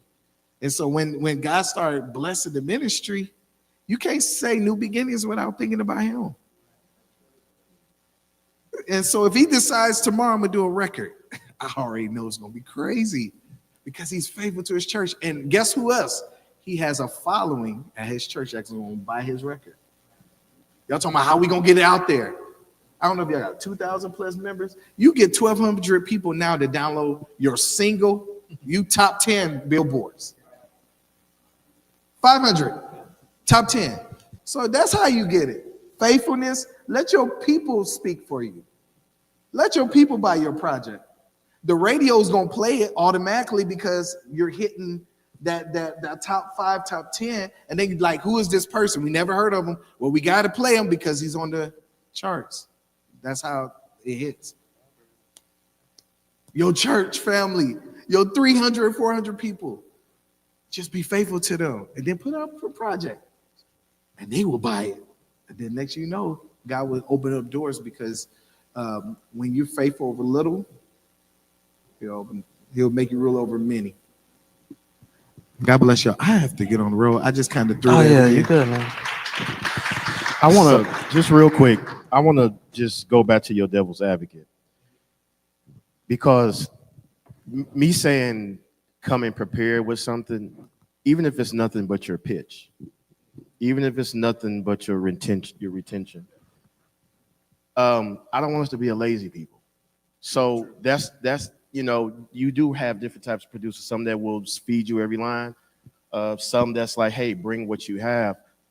But I just want us to understand we have to bring something, even if the something is the pitch, or retention, or being able to be flexible, because we in church we can have a tendency, oh, the Lord, He'll bless it. That's so true. We gotta do some work. Yeah, absolutely. So we do have a microphone out in the audience. So if anybody has any questions, any remarks, anything, we want to hear from y'all too. So we do have a little bit of time if anybody has anything. Oh, real quick too, there's plenty of food and snacks. I am not, and I mean not taking none of this with me. So y'all get y'all some cookies and some waters and some chips, whatever y'all need. Shout out Patrick Cole in the back, 1310 The Light. Patrick Cole. He's also the vice president, along with myself, over the gin. So glad to have him here. Yes, sir.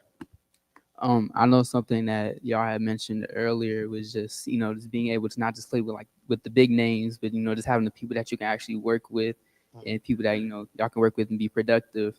So just being like a younger musician who's not like just fully out there, how, like what's the way to get there to not necessarily be a bigger name, but just, just have people know who you are, just be able to get into those different rooms, get into those different sessions, just connect with different people.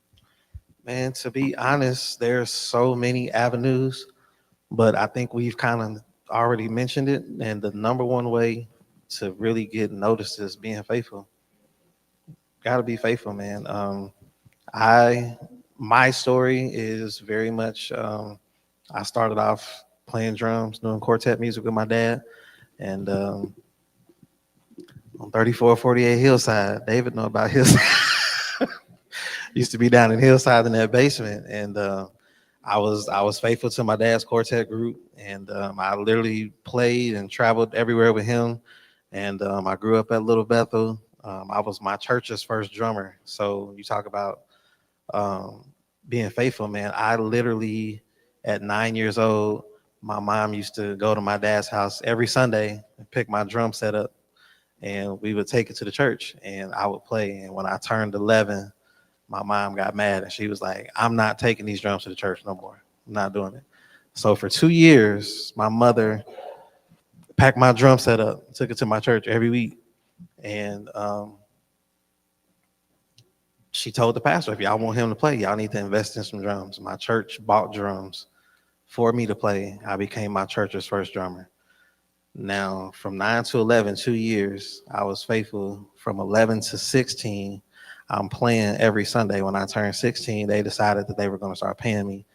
So from 9 to 16, I went 7 years without a dime at my home church. And I'm singing in the choir while I'm playing drums, singing from the drums. I used to lead songs from the drums. Used to put a mic next to me. I was my junior layman president, started children's church. I was like the deacon over the children's church. But I'm playing every single Sunday.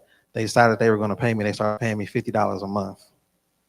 Now, when you 16, $50 a month, I was rich in third heaven. And that's all I wanted to do. Steve Warsaw, like all of these guys that I looked up to, man, all I ever wanted to do was play. I never did it for the money. I never did it for the recognition. And right at that time, I used to slip away on Saturdays. Rodney Bryant used to rehearse at Little Bethel on Saturdays, and I would go and I would see Rodney. And um,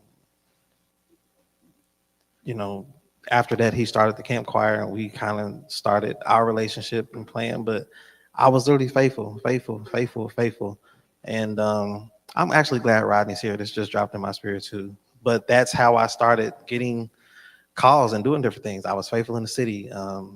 I was in Gospel Music Workshop of America, got a chance to record one of their songs just by being at the convention, just showing up to the rehearsals because the drummers was always late. And I got to be on that album at 16, actually. So I started doing that. I had, in my church where I grew up at, it was just drums and organ. That's all I knew. Didn't have a full band. I used to see Dave with LPC and Rodney. Like I see all these people with bands. At my church is just organ and drums. When I got with Rodney in 99, 2000, when he first started the camp choir, I showed up and I was a drummer. I hadn't even started playing keys. I didn't start playing keys until like my senior year of high school. I was 18. And I'll never forget when I was trying to figure it out, trying to play, there was a concert at my church, and Crystal, that sung with Rodney, she was doing the concert and she asked me to sing. And I'm sitting on the organ doing praise and worship, and Rodney's leading praise and worship. And he says, "Hey man, put me in A flat." And I'm like, "Rodney, no, Rodney, no."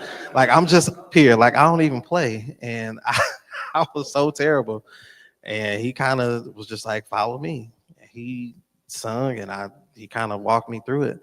But when I came to the camp choir, I think my second year, that's when Sheldon left. I think Sheldon left, went to Atlanta.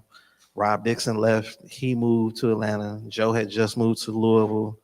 And Matt Wilson was in Terre Haute at Indiana State in school. So my first year, I was a drummer. And the second year, we didn't have no keyboard player. So Rodney pushed me to start playing keys. And all I did, because we used to meet in the summer. So all the fall, all the winter, all the spring, all I did was practice nothing but the camp choir songs. Because I told myself, I'm going to show up. And when I went to that first rehearsal, I'll never forget, at the Old Light of the World, I was the only musician there. And every time Rodney called out a song, I would get on drums. We had nobody to play keys. And I would get on keys. And then the next song, all right, I'm about to get back on drums. And then it would never be nobody. So all night, I just keep staring at this keyboard. Nobody could play. Nobody knew the stuff. And so I started stepping up, started playing. And again, Rodney took me pretty much everywhere, doing conferences, introduced me to Pat. We used to go down to Evansville every year. And so just being faithful, being dedicated, wanting to play, just never really trying to do it for any other reason other than what I wanted to do. Rodney Bryant is the first person ever in this city to make me an MD. He made me the MD over that camp choir, just completely changed my life because I always used to brag about wanting to play for him. I'm gonna play for Rodney one day. I'm gonna play for him. And then not only did I play for the camp choir, I played for CCMC, played for his regular choir, and we just established this relationship. He started Yet Unseen. I became Yet Unseen's first musician. I was their first MD. And so just being faithful, man, being dedicated, and not just being faithful, but showing up on time, being sober when you get there. Because I know some of y'all do certain stuff, but being sober, you do whatever you want to do before the gig, and you do whatever you want to do after the gig. But if you care about that gig, you show up to that gig on time and you show up sober. Knowing your music, not just knowing the key it's in, know it all. I was a drummer. I learned keyboard parts. Even when I started playing keyboards, I never stopped learning the drums. I learned the bass line. I still can't play bass, but I can tell you what that bass line is. So you have to know all of those things. Rodney used to tell us all the time, y'all don't know that's why I know the song, because y'all don't know the words. I never understood that until one day it sunk in. Y'all don't know the words to nothing. That's why you can't learn the parts, because I'm trying to go to the next section and y'all thinking about the music. You got to learn the lyrics. So that's the first thing I do when I learn a song. I learn the lyrics first. I learn the music. I learn everybody's parts, and that stuck with me. And so I'm 41 now. I was 18. That's 23 years of being faithful and consistent. And because of my relationship with him and meeting all the artists, I've been able to play for Ricky and travel and do all different kind of things because of that man right there. Because he saw something in me, he trusted me, he believed in me, and that changed my life. But it all started with, like Reggie was saying, being faithful even to your local ministry. You got to be faithful at home first. And, you know, that's, to me, I think all of us can testify. You have to be faithful and be dedicated, because even being known, you can be known for your inconsistency as well. So you want people to know who you are, and you want them to know you for good reasons, because there's a lot of musicians that are known for bad reasons. Certain people don't get calls because we know for a fact, I don't care how good this boy play, he gonna show up late and he gonna be high. Now he gonna wear you out. But it's like, do you really want to deal with all the other stuff that comes along with it just to say that you have somebody that can play? There's still other people that can show up on time and sober and know the music and still wear you out, like a Larry Wilson, because this boy can play. But Larry has also been faithful. George has been faithful. This man has been Eastern Star, what, 20, going on 21 years? Yeah. So What instrument do you play? Well, I started on the drums, and then I picked up keys like during quarantine, so maybe like 15, 16, Good. How old are you? 19. 19. I would say, man, it's okay to be a watchman. At 18, 19 years old, it's okay to find somebody that you look up to, find somebody that has something that you want, the anointing that you're looking for, Yeah. and watch out for them. In fact, you can even serve them. Not so much of being in their face 24/7, but serve them. Hey, can I get you anything this week? Can I pray find out for you where this their week? gigs are, Yeah. Find out where they are and kind of connect with them that way. Be a watchman. Also, man, there's a difference. I wish somebody would have told me this at 19. There's a difference between being a musician and an anointed musician. absolutely. There's a difference between a minstrel and there's a difference between a musician. Get in your word, young man. Get in your word. Find your favorite scripture. You playing keys now? Put lyrics to your favorite, put melodies to your favorite scripture, that type of thing. It'll take you a long way.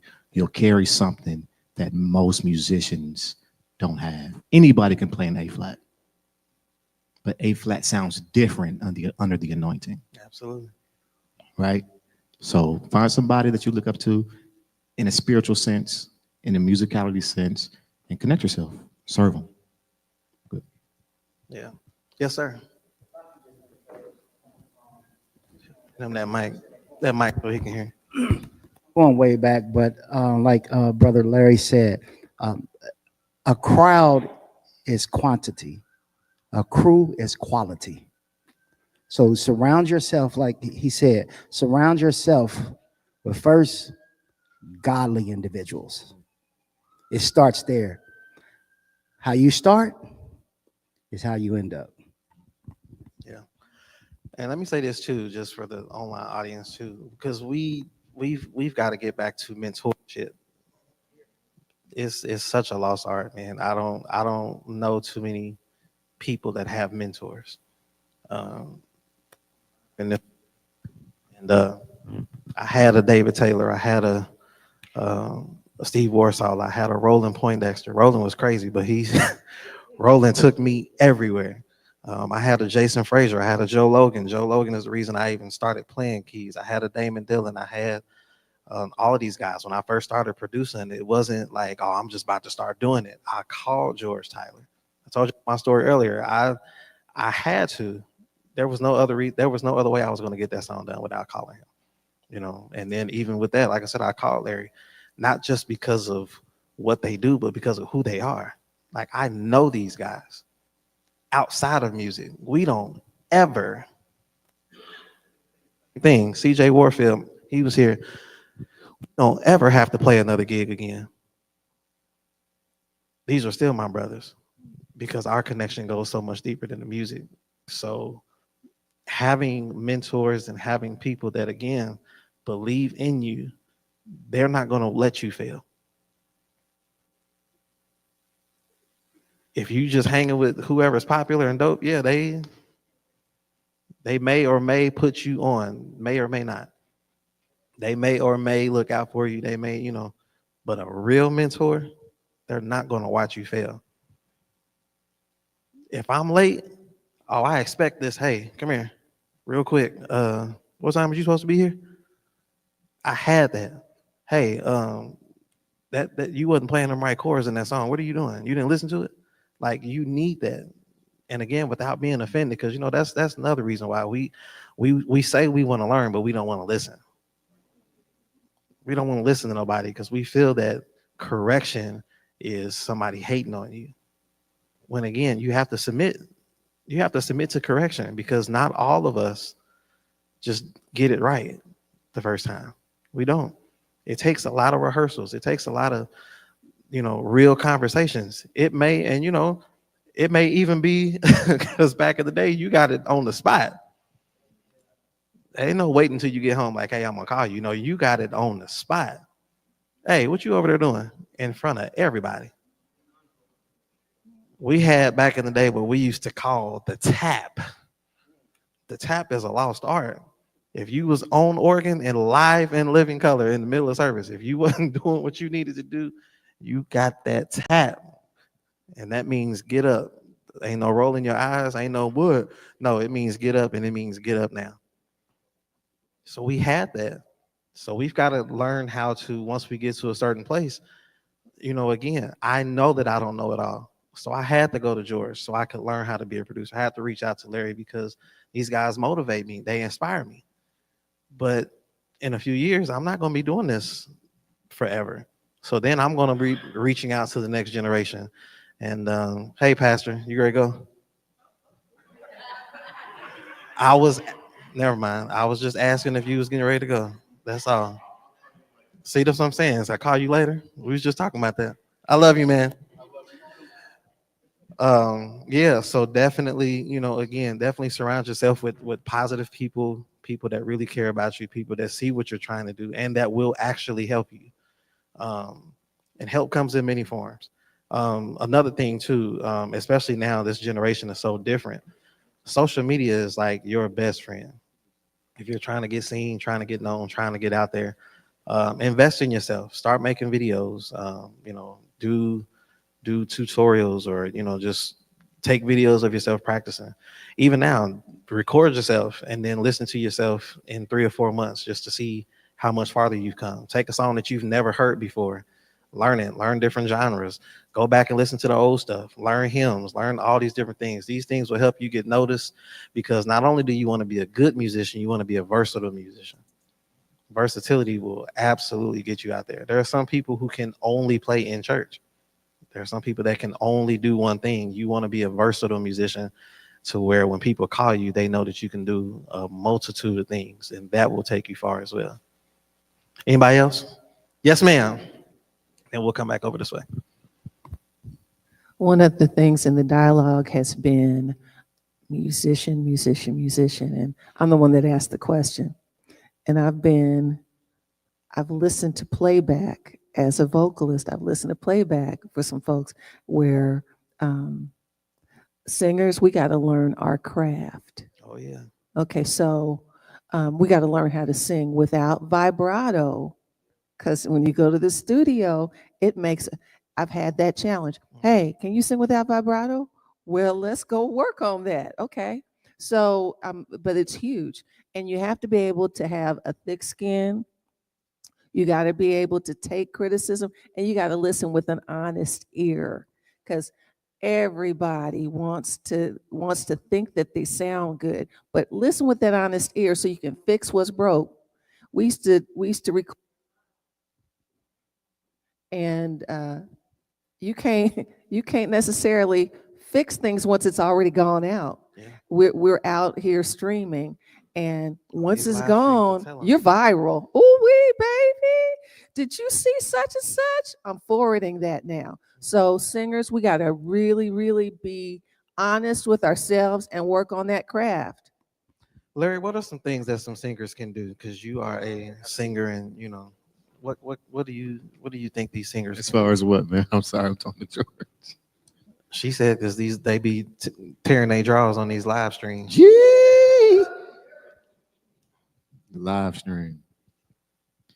So yeah, just singing without vibrato, and just there's just a lot of different things that singers do that can be, and I think a lot of us, just by all of us, are really creatures of habit. So sometimes we got to learn how to kill and destroy those things. I think in a Sunday morning setting, you have to know who you're singing with, right?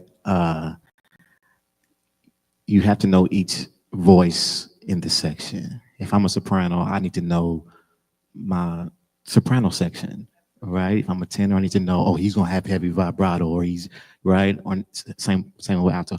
I think sometimes we miss it on Sunday mornings, especially on these streams. Jesus, everybody's saying what they want to sing, right? Instead of coming together in our rehearsal and actually being very very intentional on, we're going to sing this line because the stream is going to pick this up. We're going to sing it like this because we know the stream is going to, we know how our stream sounds. So we're going to sing this line like this. Be very intentional about who you're singing with and how you sing it. Your approach to the line. Simple as that. Yeah, that blend is important. Everybody can't scream and holler. Facts. And I tell my people sometimes, we're going to skip this part. We're going to go straight to the vamp because that's where it is, right? If your stream can't handle that verse, don't sing the verse. And that doesn't go for just what's going on in the house, but we're talking about what's going to go to YouTube, what's going to go to Facebook, right? If it doesn't translate on Facebook, you might not want to sing it. If it doesn't translate on YouTube, skip that. Go to where we're strong. If we're more strong in the vamp, we're gonna ride that vamp until we can't ride it no more. Yeah. So as y'all are like developing new music ideas, even just playing live, like how do you create your sound without sounding the same, or like keep your sound without sounding the same over time? I heard Kirk Franklin told me this one time, and he told me we're all playing one big song, right? So it's almost hard for me not to make the same turnaround that George is going to make, the same turnaround that Josh is going to make in the song. But with us playing the same song, we all have our own identity. So once you pick up on your identity, who you are, how you approach a chord, how you approach a sound, that's where you stand out. It's your identity. I'm also piggyback on that. Be inspired without imitating.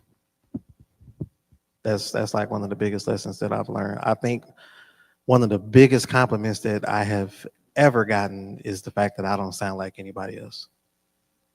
That's like my biggest compliment, and I get so many times.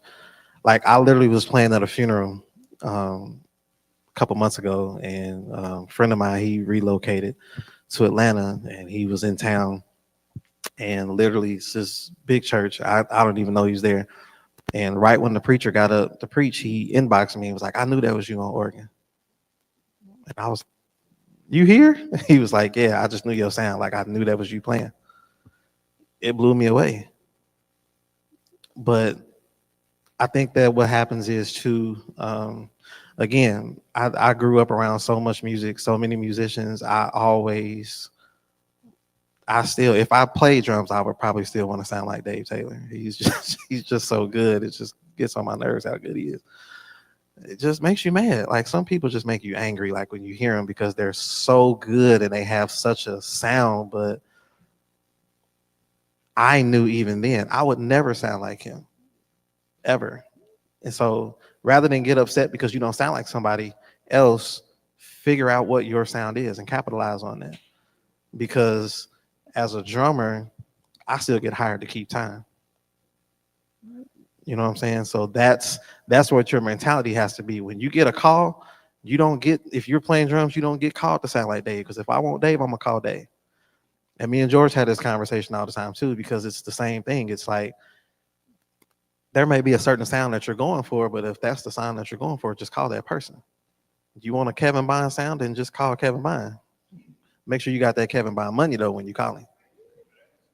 But that's how you do it. when I first started playing keys, I never took lessons. I never saw myself as a keyboard player. So Joe Logan was my mentor. Joe Logan was like the first person that, even when I was still, it's just, he's another one. He's just too good for his own good. Like, I still can't comprehend half of the stuff that he does. But it's like Joe used to always tell me, like, you just need to figure out the best way to be who you are. I'm not going to have you play like me. I'm not going to ever sit down and show you. I'll show you everything out that you want to learn, but you're still never going to play like me because you're not me. And once I kind of started finding my own voice, developing my own sound, I never wanted to be him. Now, it took almost 20 years for us to record our first record together. And when I first called Joe to come and do the record, it almost clicked immediately why we don't play the same. Because it would almost be like it would be too much. Joe is the type of person, it's almost like a basketball team. Somebody got to be the point guard, somebody got to be the shooting guard, somebody got to be the center, somebody got to be the forward. So as you spread the floor, it's the same thing musically. I don't have to sound like you. You don't have to sound like me. I don't have to play like you. I'm gonna do well what I do over here. And especially because you're an organist, your job is to pad.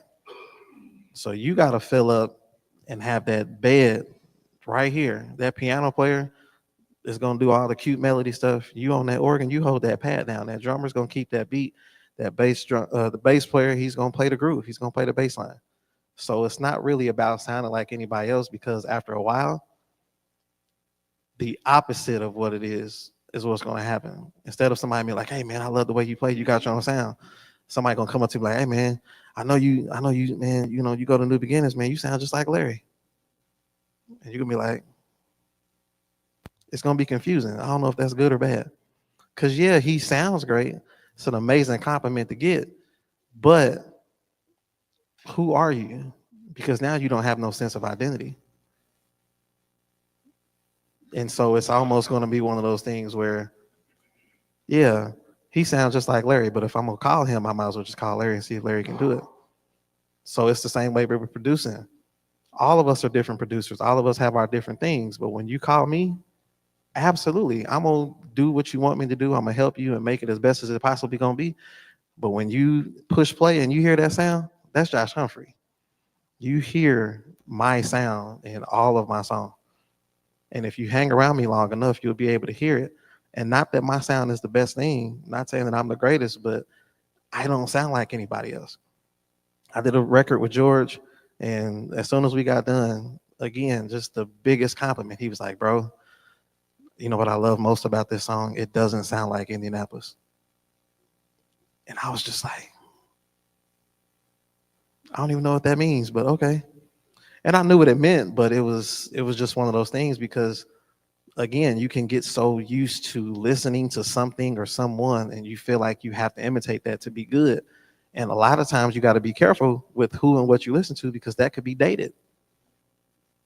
Which is why a lot of stuff in gospel sounds the same, because everybody wants to sound just like somebody else.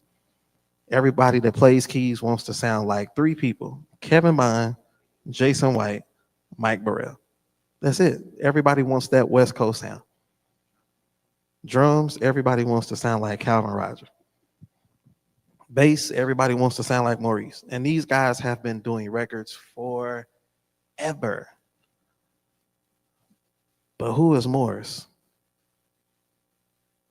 That's what you really want people to say. Or when they hear it, hey man, Morris is playing the heck out this organ. You hear what he's doing? Because you don't sound like somebody else. You almost want people to be surprised.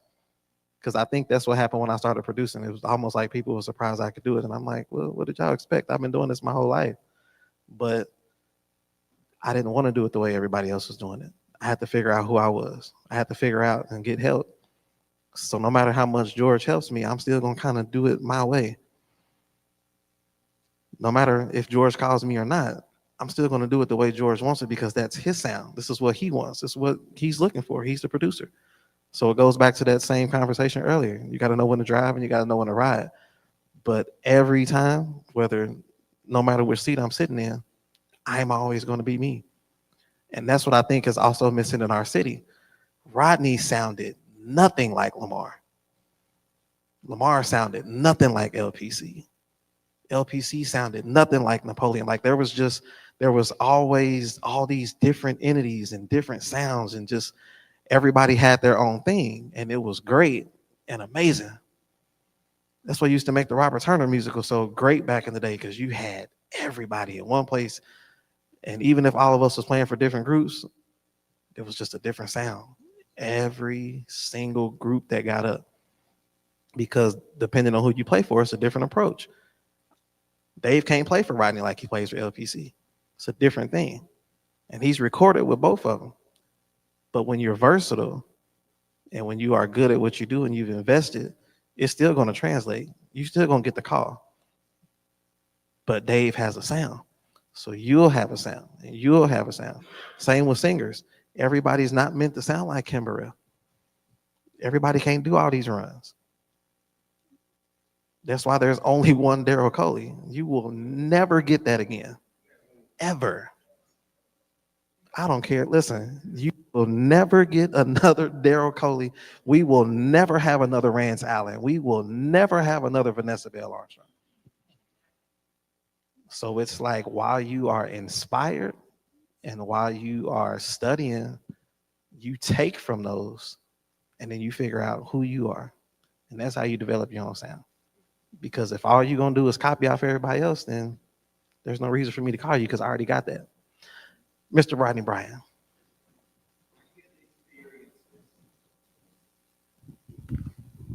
I'm charging you all because I can. I hear the experiences, and that's great in theory. Mm-hmm. Where do people go to gain the knowledge they need to do what they do? There has to be something.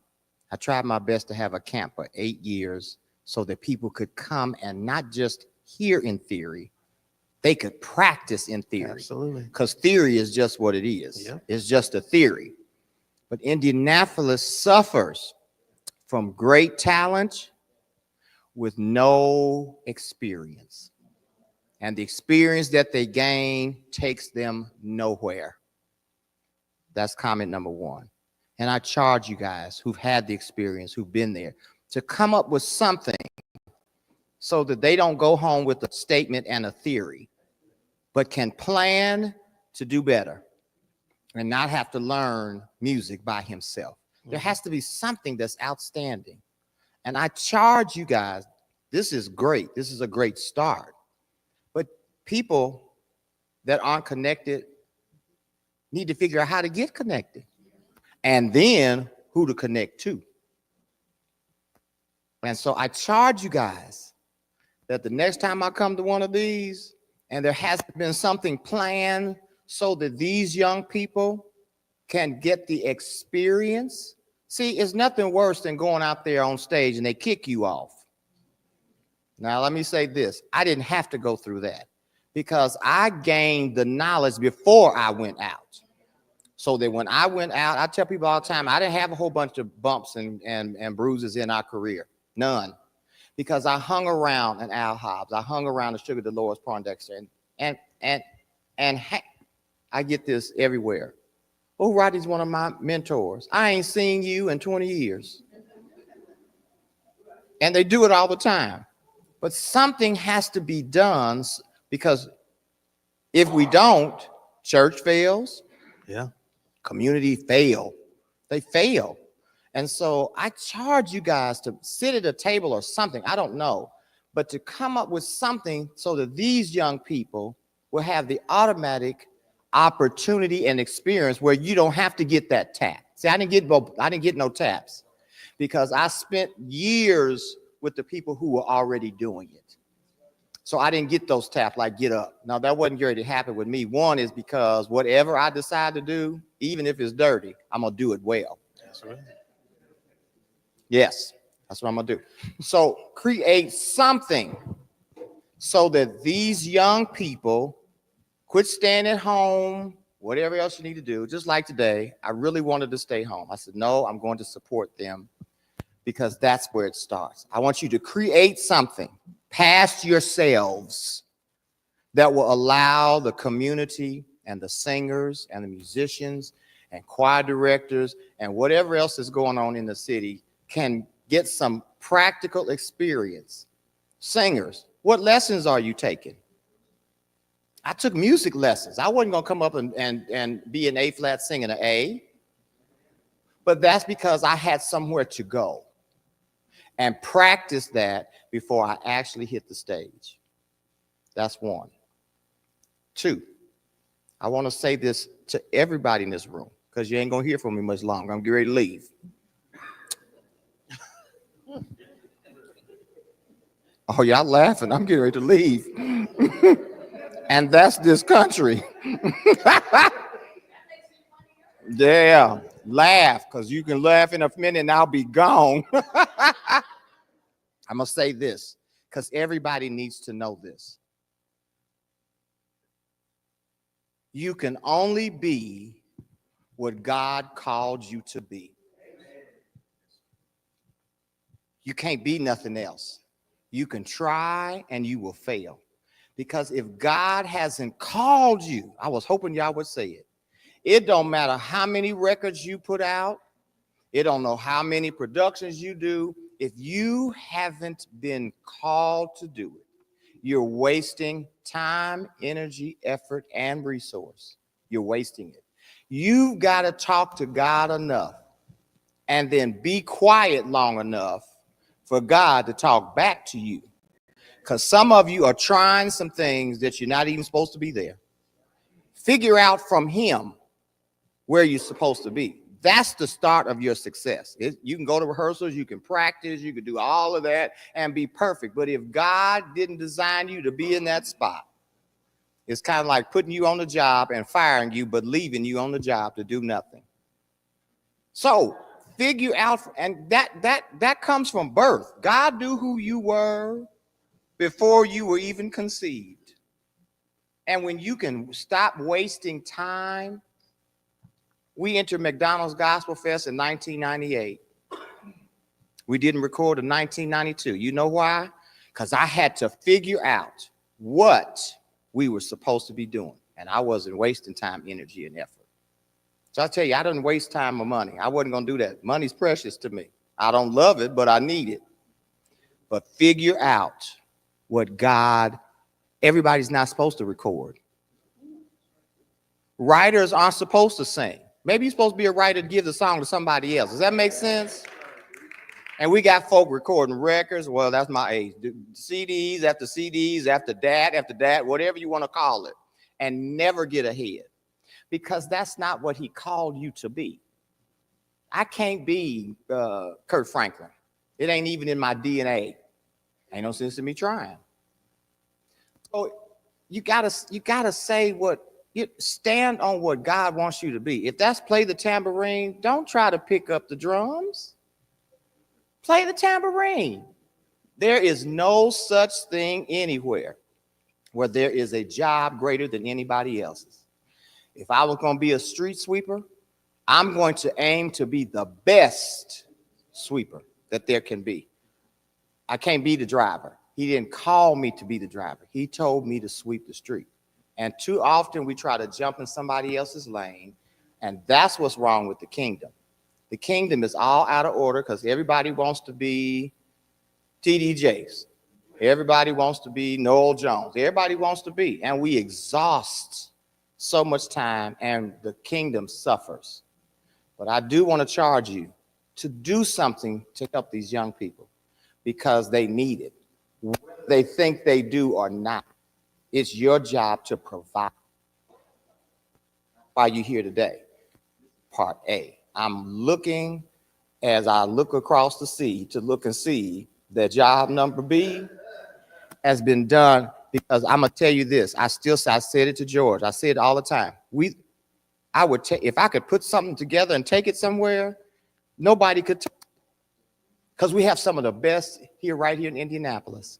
We have the best. That's why I raised the camp, to prove to them that we could work hard enough to record, and it went straight to the Stellas. There wasn't no practicing. It wasn't no let's try it again. Straight to the Stellas because they had it. Somebody had to give some instruction, some practical experience to get you there. You ain't going to the Stellas by yourself. All right, who's next?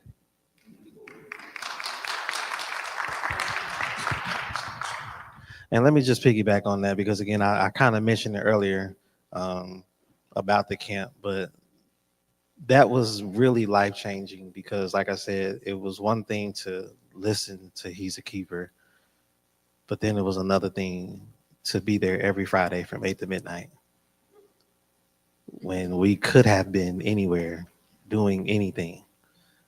That door was open, that opportunity was given. And again, it wasn't about any money.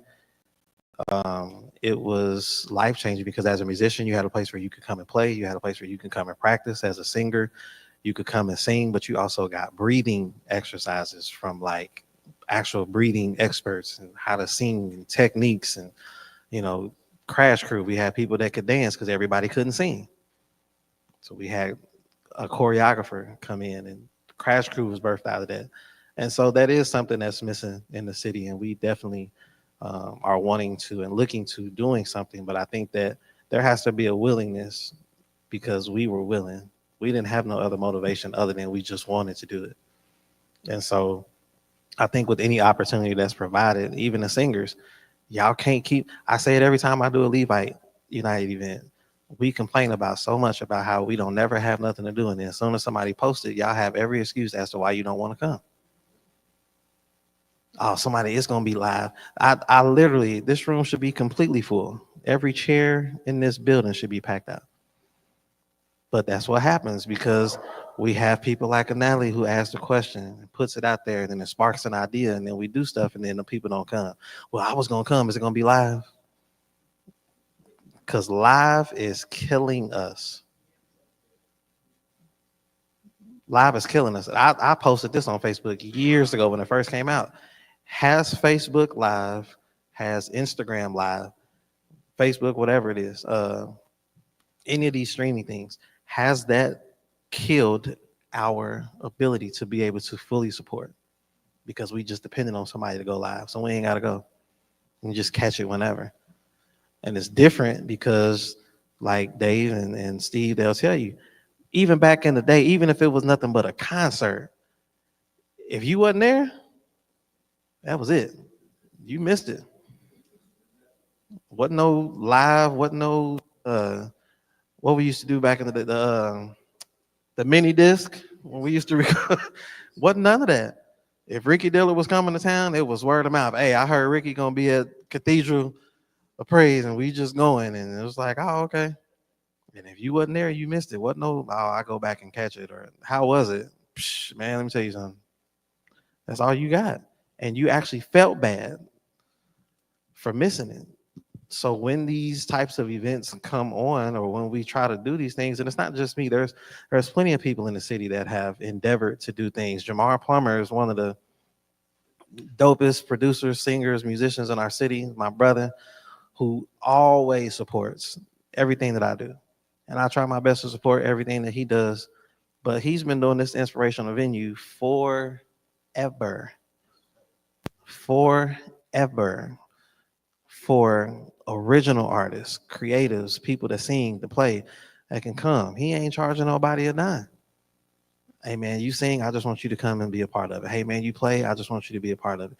Hey man, you know, we just gonna, and it don't even have to be, he just did it at a high school a month ago. We don't always need a church. We don't always need a big artist. We don't always need the lights and we don't always need that. Why can't we just come together and sing? Because this is what y'all said y'all want to do. I want to sing. Cool. Jamar's doing this inspiration venue, but I don't know. So it's like, that's the reason why I decided to do this panel, like, because I'm kind of tired of singing all the time. I don't want to play. This is the information that's needed because I really do believe in everybody in this room that you can be better than where you are right now. Not just because we said it, because it's already in you. All we trying to do is help dig it out of you. You know you can play. Rachel is one of the best freaking singers in this city. This girl been killing since high school. But who's calling her to sing? What opportunities are there for her to sing on? But if we don't create those opportunities, then she'll just be another talented singer, just killing in her shower or in her kitchen while she's cooking. So that's why I started Levites United. Not that I need another gig so I can play. I don't even play at my events. I do it so I can bring the next generation. I did the first one again with my brothers because we've all had this conversation. We get tired of playing. All of us sing. Sometimes we just want to get together and worship. We just want to cry out. We just want to do it. There's other praise and worship leaders that only sing at their church. So let's bring them here and do something. I'm gonna have a ladies' night because I got heard of, y'all never say nothing about the ladies. We're gonna do a ladies' night the next Levite United. But then where are the ladies that want to sing? So it's like as we create these venues and these opportunities, y'all have to come and y'all got to support because we're doing this for y'all. Doing this for y'all. Yes, sir. You going to churches?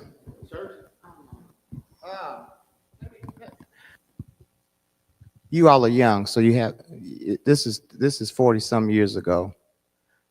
I knew I couldn't put it into reality, but I had dreams about being on stages. I just couldn't figure out what to do. But I knew the people could. That's It good. helped me to understand what I was in. I thought I was crazy at some point because not me. But my minister music was first. I had to. He was the baddest organist in town back in the 80s. And I wasn't missing nothing. I don't play the organ because I don't like it. But I just think that's the worst thing to sit behind in the world. So I don't. Hey, Rodney, can you play the organ? No, I can't play the organ. And I just leave it at that because I don't want to be bothered. You know what I'm saying? The Lord didn't call me to be no organs. Why am I sitting down? No.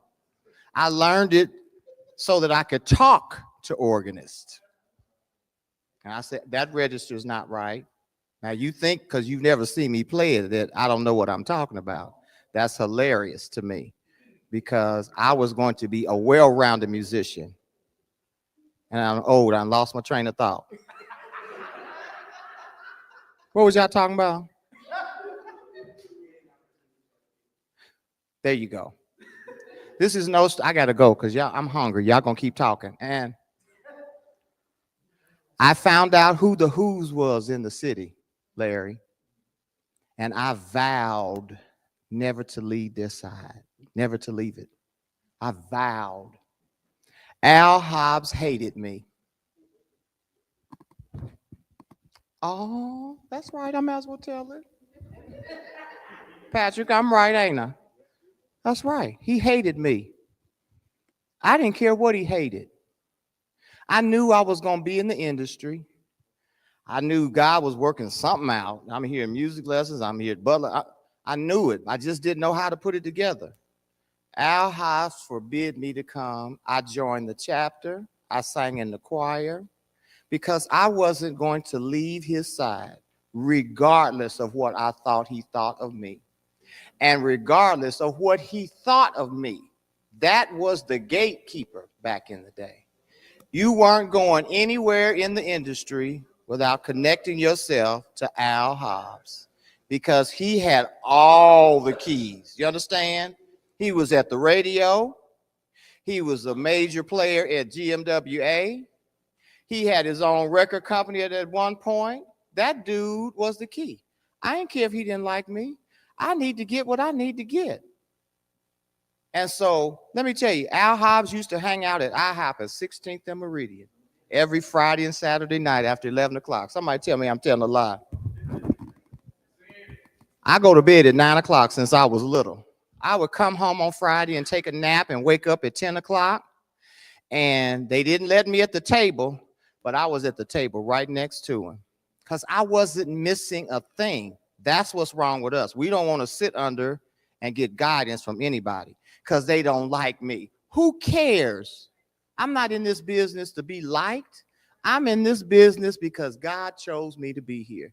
And nothing, Josh, and I'm going to tell you, nothing going to stop me from the next opportunity.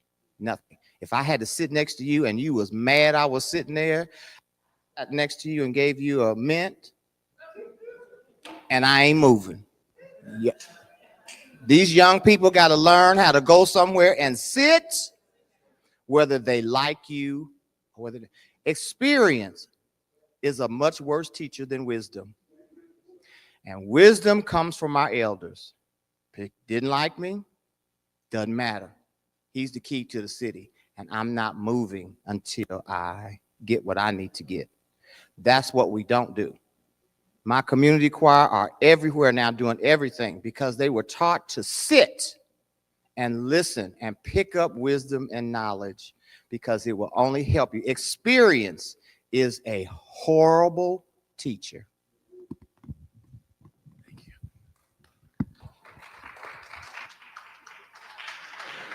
All right. Well, we're a little bit over our time. I was trying to wrap up at 3, but we are going to conclude for today. If y'all got anything else, just inbox me and we can talk about it offline. But thank you all so much for being here. I appreciate y'all again. Can we clap for thank y'all. Can we clap for Pastor Elliott in the back? Pastor Elliott Stubblefield for allowing us to be here. Of course, my panelists, my brothers, I love y'all. Appreciate y'all being here. And we'll try to do this again sometime in the future. I don't know what we're gonna do, but we'll try to do something. Yeah, very soon, very, very soon. Yeah, the charge has been issued, so we gotta make sure we answer the call. Amen. Let me say this real quick. Yes. Morris, you should have my information. But young man, I don't know you, but let's exchange information. And I have a small table, but you guys are welcome to it. Okay. So make sure that we connect before I leave. I'm leaving quickly, so make sure we talk. Yeah, and then because I know there's some singers, there's some artists and stuff. Like I said, I know pretty much everybody has to go. Me and George got a gig, so we got to get up out of here. But again, if y'all do have any other additional questions or anything, most of y'all have all of our information, or if not, definitely feel free to reach out on Facebook, Instagram. Y'all know how to connect with us, or see us before we leave. I got cards, all that kind of stuff. But let's just be more intentional about what we want to do, and let's all be the best that we can be in our own respective lanes. Amen. All right, we're gonna stand and be dismissed. I'm gonna ask Brother Jalen if he wouldn't come and dismiss us again. Thank you to, let me also real quick recognize, he's not here today. He just had back surgery. But the president of the Gospel Industry Network, Cornell Morris, for actually putting all this together.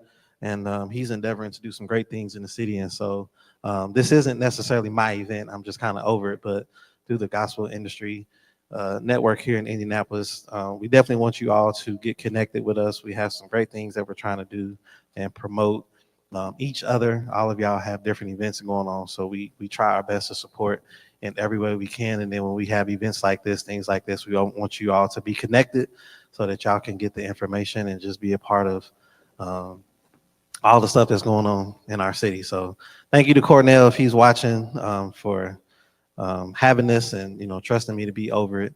But that's all I got. I love y'all. Thank y'all so much. Get something on the, it's too many chips over there. Y'all better get something on the way out. We done been to Sam's Club and everything trying to get these snacks. Y'all get y'all some stuff. Y'all did. And thank you to my angels. These are my angels over here. To Lynn and Elena and Tina. I'm Charlie, them my angels. They always have my back. And they set up everything. They wipe the tables down and everything. They use wipes, disinfectant, so the tables is clean. Yes, sir. That's what I'm saying. We finna. Oh, you need prayer? Oh, okay. Yeah. So we gonna pray. Thank you, Rachel, for coming. So yeah, Jalen's gonna dismiss us. He's gonna dismiss us with prayer. And again, if y'all have anything, just see us before we leave. Amen.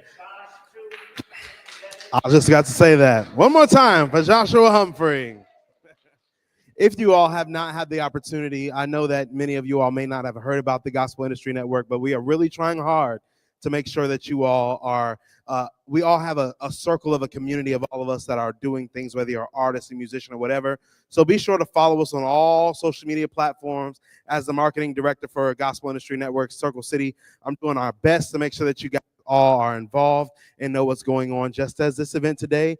And we also have the Midwest Gospel Music Awards coming up too. So our nominations open up on April the 1st. So whatever you are looking for, whether that's the musician, the male vocalist, female vocalist, best choir of the year, whatever, be sure to follow us on social media as we get ready to get that out. But with all due respect, let's go ahead and pray. Father God, we thank you. We adore you for just this opportunity and the information that was given. God, we just ask you that in this moment, you pour out a double blessing, a double anointing for all of our panelists, for dropping so much wisdom, oh God, on this morning or this evening, oh God. We just ask, oh God, that as we leave from your place, but never from your presence, God, that you'll continue to lead us and guide us, oh God, in all righteousness. God, we just ask you that whatever it is that we do, that we get connected with the right individuals, oh God, that we get connected with and plugged into the right areas, oh God, so that we're able to do what you have called us to do. And we promise, oh God, that at the end of this, we won't take none of the glory for it is not us, oh God, but it is only you that has gifted and anointing us to do so, God. So we give you all the glory, the honor, and praise. In Jesus' name that we pray. Amen. You all be blessed. I won't turn back. Woo!